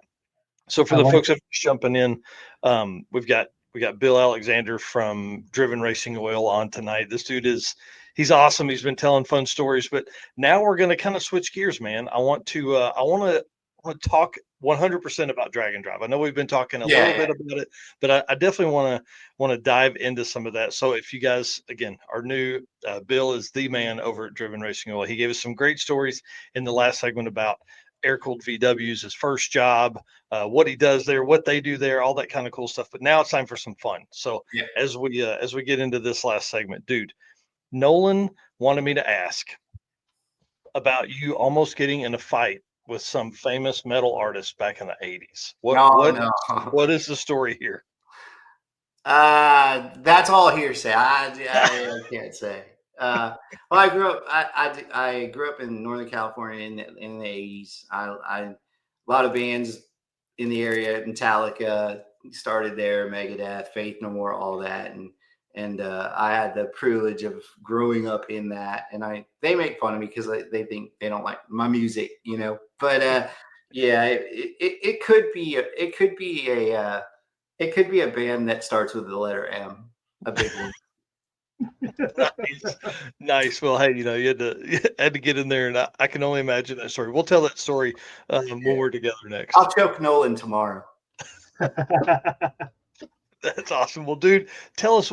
You kind of gave a little bit of that earlier about the why you like Drag and Drive, but man, let's dig down. What's your draw? Like, you don't have to go to these events. You don't have to put in 7 or 9 days worth of travel and doing all this stuff. But why do you yourself like to go to these events? They're fun. I mean, one, I aspire to do it. Okay, I've threatened to do it for years and years, but they're fun, and I have seen like okay, 666. I'll be fully honest tonight. 666 almost killed me. Oh man, it's far, it's long. I got sick off track food somewhere, but then I look back at the stuff I saw. Like Cadillac Ranch. All this stuff along the way. It's fun. I very much admire the people that do it. I mean that in the way of, the way they help each other out. When you're on the side of the road and then you see 3 cars backed up, everybody, trying to help. And, I always thought, that was really cool. I like that. But I like that we're in Drag and Drive and we're a part of Drag and Drive. Basically because it's cool. Think of the tracks that I've gotten to go to. I maybe would never have gone to, other than, if we just did the stuff that we do, I'd be at all the big NHR tracks, Joliet, and they're great. Don't get me wrong, but, like Mocan, I was looking at, and some of them I've not, Ugly. I was just reading about it the other day. I'm like, it's so cool. Same family has owned this track for whatever, and 60-something years, and I think that's good for racing, right? To come to this track that we do need to save our tracks. I mean, I'm in Memphis. We don't have a track anymore. You guys, you know what I mean? And so for some of these smaller communities, I think that's really important. But that's why I like doing it. It gets me out of here. So I am technically working. I'm in an environment where I can learn more about what our oils can and can't do than anywhere else. But man, I've gotten to see, like, just in these last few years, I've seen some pretty cool stuff. And I've been to Michigan. I go up to see Steve more, from time to time.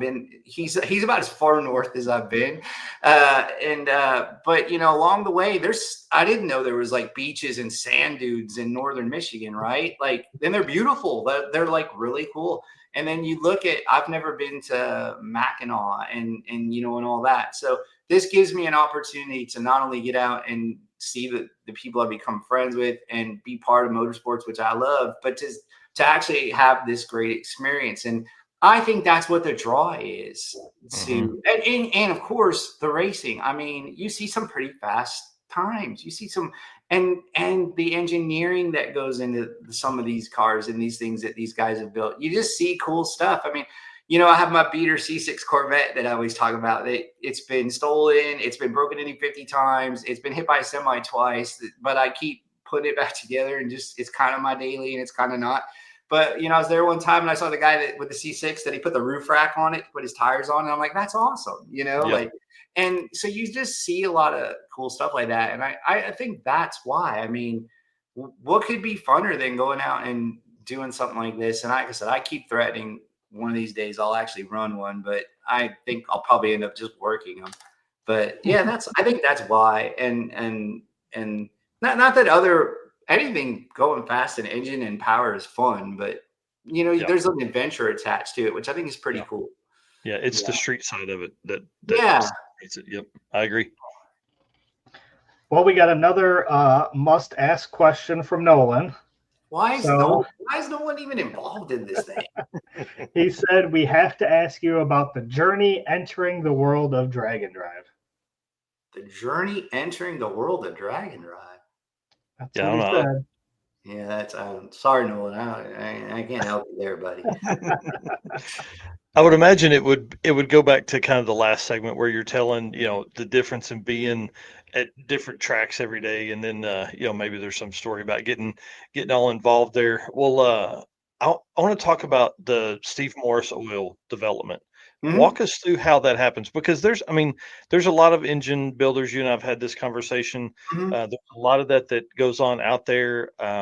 Steve Morris, obviously one of the most, he's out there a lot. He's putting stuff on in the world. So, one, what makes his oil different? And then two, how nerdy did you guys get? Oh man, it's nerd level times two. So how it happened is I met Steve and Steve and I just, we started kind of busting each other a lot, I'd call him S'mores and, whatever. And I just really like Steve. Steve's always been very cool to me, and we got along pretty good. And then one day he goes, I want my own oil. And I'm like, okay, all right, that's what I do. So why don't we? It was literally that was all that went into it. And then I started saying, okay, well, tell me about your engines. He runs high bearing clearances, big bearing clearances. A lot of guys in Drag and Drive are running heavy monogrades, and that's great till it's sick week and it's in Florida and it's 35 degrees in the morning when you're going out and firing up your car. And so, I guess working with Steve, and Steve has taught me a lot. And this is where I go back to, I can formulate an oil. I know what the parts of the oil do. That's what I do. But I need feedback for people to tell me, all right, well, this is a problem we're experiencing. This isn't lubricating right. This isn't whatever. So I rely on other people for some of that feedback. Steve's engines have a unique, they're his engines, right? He's machining the blocks. He's doing all that. So it was an opportunity to work on a project where I could say, in this application, what do we need and what we don't need? And through Steve and talking and looking at stuff, we've been able to prove. But it also what led to a heavy, not a 70 weight monograde, but a 25 W60 oil that can kind of handle the drive and the drag. And so I've nerded it up pretty good. And the nice thing too about Steve was, it was like I could do whatever I wanted. It's like I could work kind of on the oil that I would make, right? Mm-hmm. Which really all driven oils are. But this one was, honestly, at first I thought he'd be the only one that I would ever use it. Like I didn't, I just thought, oh, here you go, Steve. I made this. But as we worked on it and developed it, it's like, wow, this is good. And people are now hearing about it in other kinds of motorsports. Like I know we're supposed to stay on drag and drive, but there's these guys that race BMWs that have to run this 60 weight oil they can't find. Well, this one will work. So they're going to probably be running Smoil, Steve Morris oil, and they're, whatever. And so that was kind of a really cool thing. But that's how it became. Is it literally, I don't remember what drag and drive it was. It could have been summer or 2 years ago, whatever. He just said, I want my own oil. And I said, well, let's work on one. And it was just cool the way, it all developed. And, and then of course, I got it and he's running it. And, Steve likes to go, okay, let's put it in, let's go. And I'm like, hold on. We got to test. We got to do this. We got to, I got to try to pull him back a little bit. But that's probably where we're a good fit, because I'm a lot more conservative maybe than he is on. He'll run it. He'll want to test it. And that's what I need. And so that's worked. And the development has been really fun. And then he decided he wanted, then he's like, we're almost ready to come in. He's like, I want it to be blue. And I'm like, wait, blue? like blue. So I had to dye it blue and work on the dye for, to get it the right color. But yeah, it's been a really, really, really fun thing that we're doing. And it's pretty close to being ready. He's going to run some more and I'm going to get some more data, but I think we're finally tweaked where where it is. And I'm proud of it. And like I said, and it's funny, there's a lot of other guys that, it's one of those things. I don't think you just have to have a SMX or a Steve Morris engine to run it. It's going to run in other applications as well. But the testing, the development that went into it is how we can prove it out. And that's a unique opportunity for me to have that side of it from the guy building it, not only building the engine, but the parts. Engine builders, man, they are so important to us. And, we work with a lot of them and we'll work with a lot more, always, but it was a development opportunity from scratch that kind of came from a friendship, which if I never went to drag and drive, I never probably would have met Steve. So. Yeah. And I try and explain that to people everywhere. Like drag and drive is so important because it's such a small community, but we're so tight. Like the folks that come to these events and the folks that support the community, man, it goes a long way because this will be a big sport. Like this will be a big motorsport. There's no way it can't be. It will. And, like I said, it comes back to I formulated oil. That's what I do. I'm an oil guy. And then I'm kind of running driven and, marketing and social media, all these things. I didn't know how to do any of them. And, I met Tom Bailey.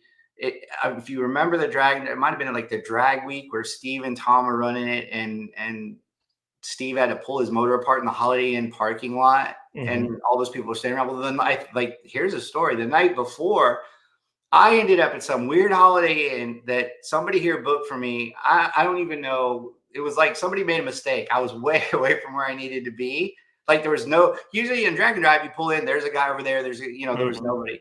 But Tom Bailey and Steve Morris were in that same weird hotel. So it was us, me and Kirk McIntyre from Driven and them. And we just started talking in the parking lot.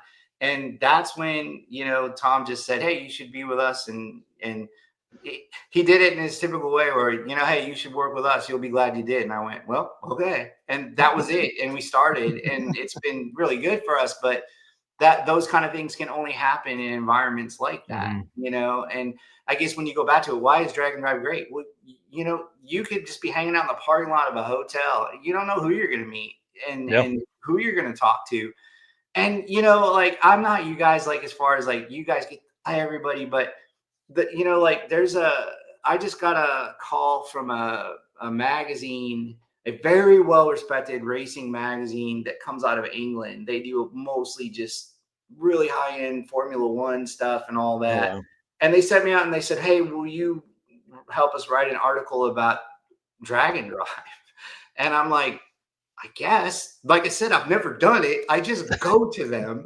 But that's it's a really high-end, well-respected kind of thing. And so it's touching, it's continuing to grow, but it's drawing interest even from not higher levels of motorsports, but when you would think are, kind of bigger, more dollar kind of stuff. And Yeah, that's been awesome. cool to watch that happen. Yeah, that's Talk to awesome. everybody. The Swedish guys, that street, they want us to come out there. I guess we're getting popular out there, and you got Yes. to come out to Sweet Week. So, and I got to go, and so Yeah. it's like, you know what? You need help.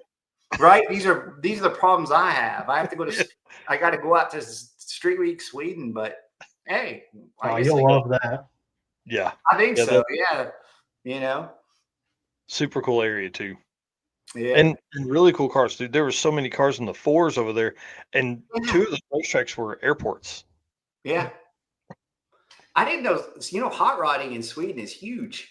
Mhm. Like, just like, 50s hot rodding culture. I didn't know. Yeah. Yeah, super cool. So give us a couple stories of how you've either helped people or saved people while being on a drag and drive event. Boy, I wish I knew this guy's name. We had this guy come up. This is my favorite one. And he came up and he said, I have stripper glitter in my oil. I'll never forget this. And I went, stripper glitter?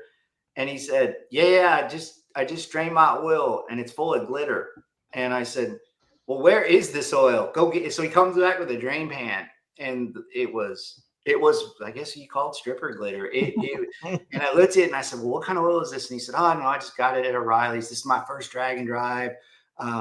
I just really, really want to finish. I just really, really want to finish. And I'm looking in this oil pan going, you're not probably going to finish, but all right. And I said, well, there's a couple of things we can do, but I don't know if they're going to work. So, I gave him 2 cases of oil, had him flush the motor, had him change the filter. I gave him like 3 filters. I wish if you're watching, please, you know who you are. I lost touch with him after the event, but, and then we ran GP1 and I did a pretty heavy vis in it. Cause when you're at that point, the motor's going to go, it's going to go. So you're just trying to get it through. And he actually did get through. And That's awesome. It was kind of maybe similar to that Cletus story, but it was a series of, and then the next day you got to flush it. You got to drain it. I kept giving him the oil cause I was rooting for him. I wanted him to see him, and he backed out, and it ended up being a input shaft on his turbo. That's where it was all coming from. Oh, wow. But we got him through, and then we had another guy that was running. Which one was it? It was 66, and he was. I don't know if he was like doing drag and drive or if he was more doing the sick driving it. But he had a Mustang, and he had lost ring seal. I don't think he broke the motor in properly.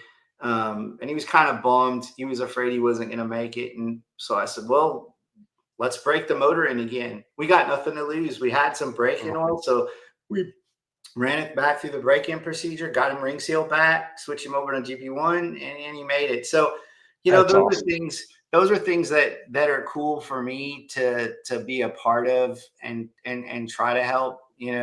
More goes into it maybe than I just explained, but we're kind of always that way. The owners of Scooter and Ron own the company. Hopefully they're not watching, but generally if a guy comes up and he's a pinch and he needs a quart or something to get through, we'll throw it at him. Come on, just give it to him. And so we try to do that when, we can, that 1 quart that you gave probably has sold, 10x. Yeah, probably. Right. Yeah. And it's not a big, it's not the end of the world to us, but like I said, sometimes, drag and drive is expensive, and when they're out there, that's their vacation. That's the other thing I've come to realize is we have to, as a vendor, like, anybody who comes up to our booth, we got to show them time, we got to show them respect, and we got to talk to them because they spent a lot of money to be doing this.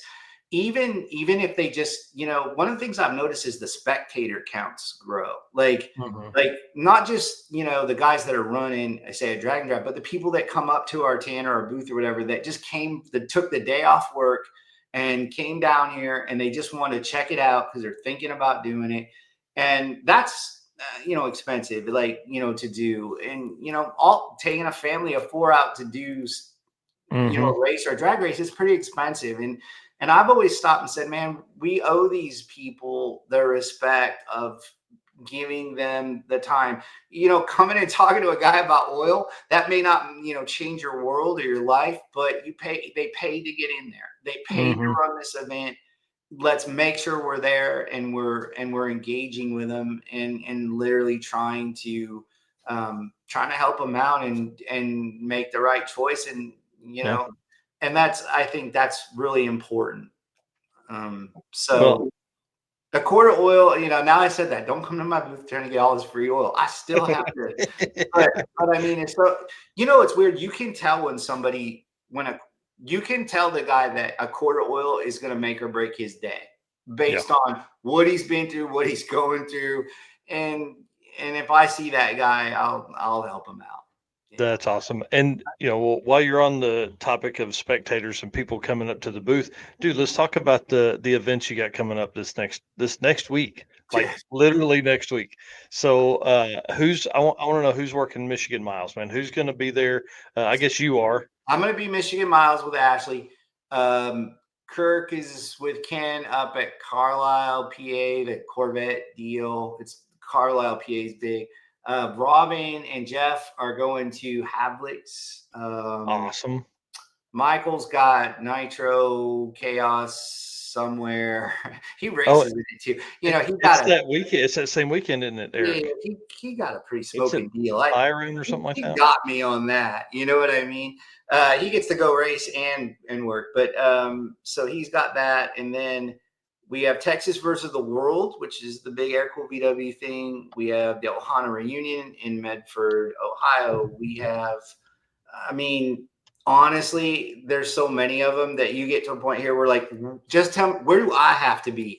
I just want to know where I have to be to plan my month, But, and then they keep going, because then we'll have, 6 Smokies. We'll have, the granddaddy of them all, don't forget, guys, PRI.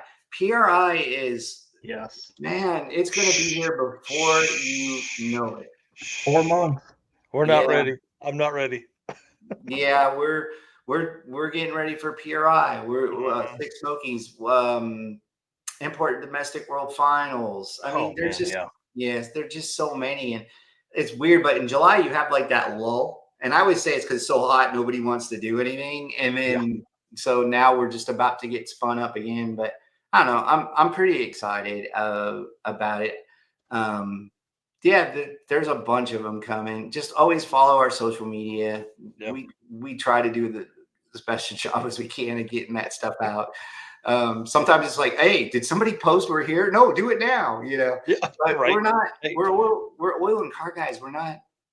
Well, and what's funny is how many photos and videos of cars are on your phone that have never been posted. That have never been posted? A ton. An absolute ton. And video. When you get to be, here's the thing. I'm over 50. At 50, you kind of just give up. You go, I don't know. You know what I mean? It's like, I took a stopped at a certain level. Yeah. It's like, and my dad did it. My grandfather, this is what we do. But the other day, I did a really good interview with Brett LaSala that I never posted for like 2 years ago, that I found on my phone like a week ago. And I'm like, well, I can't post it now. Throwback Thursday. Of course you can. Yeah, Throwback Thursday. Hey, Nolan, I know Nolan's watching. We need to see that Brett LaSala video from 2 years ago. Oh, man. There's so many of, because I got in real big and trying to do videos. I'm going to interview you, right? And it's, I'm so bad. It's so dumb. I'm like, so why are you doing this? And I'm like, well, that was a dumb question. I'm not that guy. I'm just not. But I am.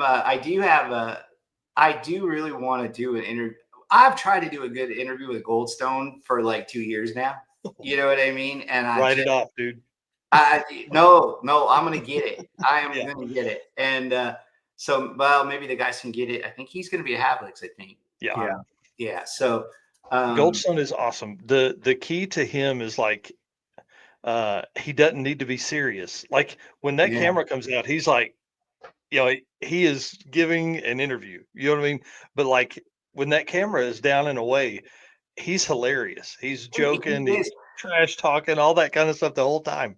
Yeah, So we're finally seeing some of that come out of him. yeah, no, you do. He's a good dude. I love Yeah. hanging out with him, and um, like he was eating my yogurt, which was he kept coming in the booth and take. I like this expensive yogurt because it's a ton of protein, and he kept taking my yogurt, and it was kept in.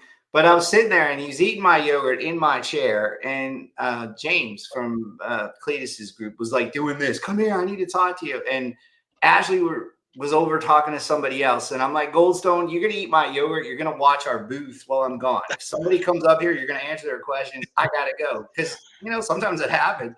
Yeah. And what am I gonna do? I said, just whatever. And I don't know if it's true, and I don't know if he's listening, but I guess some guy walked up and said, "Hey, is this pretty good?" And Goldstone just looked at him and said, "Well, I run it, and look at me." That sounds about right too. And I didn't know if that was true. One of the other guys standing there told me that, but no, That's awesome. I love Goldstone.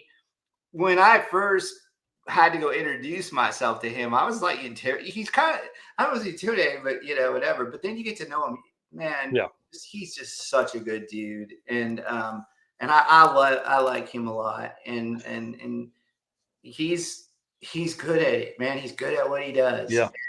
And you gotta respect him. But one of my favorite people, absolutely. 100%. Yeah, he is awesome.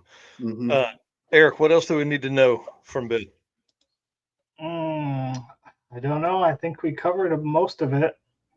Man, what have we forgotten to ask you, Bill? There's some. We're gonna end this, and we're gonna be like, oh man. Guys, it's just us. Let's not. No, I'll end it this way. I'll say thanks to everybody who supported us out there. Like I said, we really truly appreciate it. Michigan Miles, please come see us. To me, it's kind of a big deal. It makes us kind of feel cool that we're the title sponsor of it. It's a big deal. We're just going to go out and have, a good time. We did send out an email because of our limited transportation situation and stuff. I'm not going to be carrying as much oil as we typically would. Right. So if you need oil, call us and we'll try to get it to you. I mean, we'll have oil for emergencies and stuff like that. But, I have a little Airstream, like 16 footer, and, man, by the time I get my stuff in there, I don't have much. So, but we're going to go out and have a good time. And if we've never met, hey, please come by and just say hello. I'd like to meet you. But yeah, Michigan Miles, I'm pretty excited. It's going to be cool. So, well, and dude, Ubley Dragway is awesome. I know. It has like that feel of Mocan is okay. The kind of feel I got when we were there with Heads Up Hustle. Mid-Michigan Motorplex. Primo stuff, dude. I love that track. It's so. Is it like George Ray's Wildcat drag strip? Ubley is a little bit like George Ray's. You kind of get a little bit of that feel. Like quarter mile at Ubley would be sketchy. Eighth mile at Ubley, no problem. They full concrete pour, all that kind of stuff. But quarter mile at Ubley could be pretty interesting. I mean, I've been to Milano. What about to Milan? What about, have you been to the other ones like North Michigan in them? Mm-mm. I hadn't been to North Michigan, but like Mid-Michigan Motorplex, dude, wait till you see that. I don't know what they do different with the grass up there, but it's gorgeous. Is it? And so there, but the North Michigan thing, I'm interested to see photos of that. I think that'd be really cool. Yeah, me too. Like I said, I'm going back to it. That's the cool thing about drag and drives. Mm-hmm. These are tracks I may never get to ever see, Right. And I love drag strips. I love tracks. It's just cool to go, especially to see one and think about generations of guys just racing there back in the day. And yeah, it'll be cool. Well, and Eric and I say it all the time, like it gives you a reason to go to tracks you would never have a reason to go to. We're seeing that with a lot of like veteran drag and drive racers. They're like choosing to go to a drag and drive that's a long way from their house because they're getting a chance to visit new tracks and see new people and meet new race car friends and all that kind of stuff. Yeah. That's, like I said, that's the best part of it. So sweet.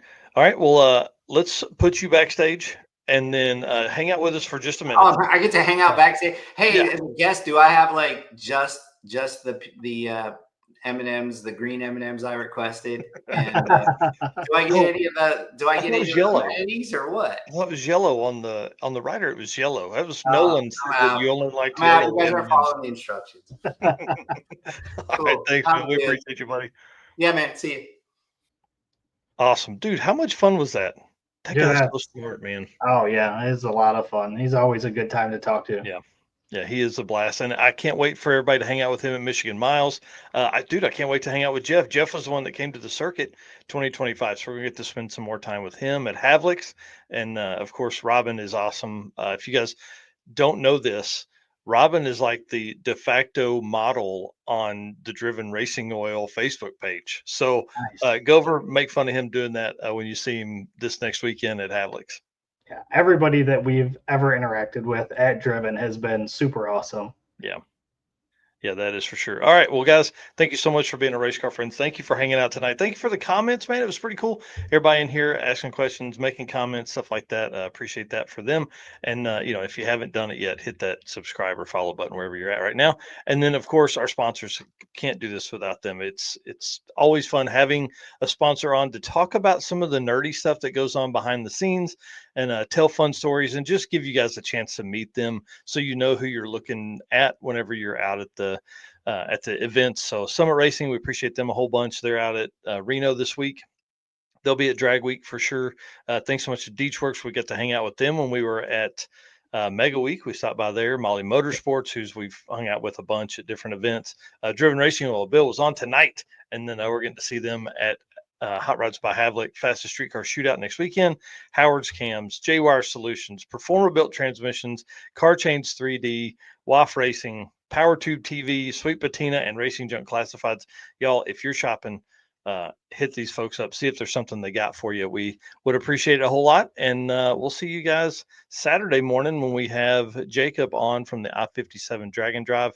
And man, we're going to be Saturday morning. It's going to be crazy. It truly is going to be a very fast paced show. I'm already making notes for it and all the stuff that's coming up for Dragon Drive. So see you guys. All right. Thank you. See you Saturday. Yeah. Awesome.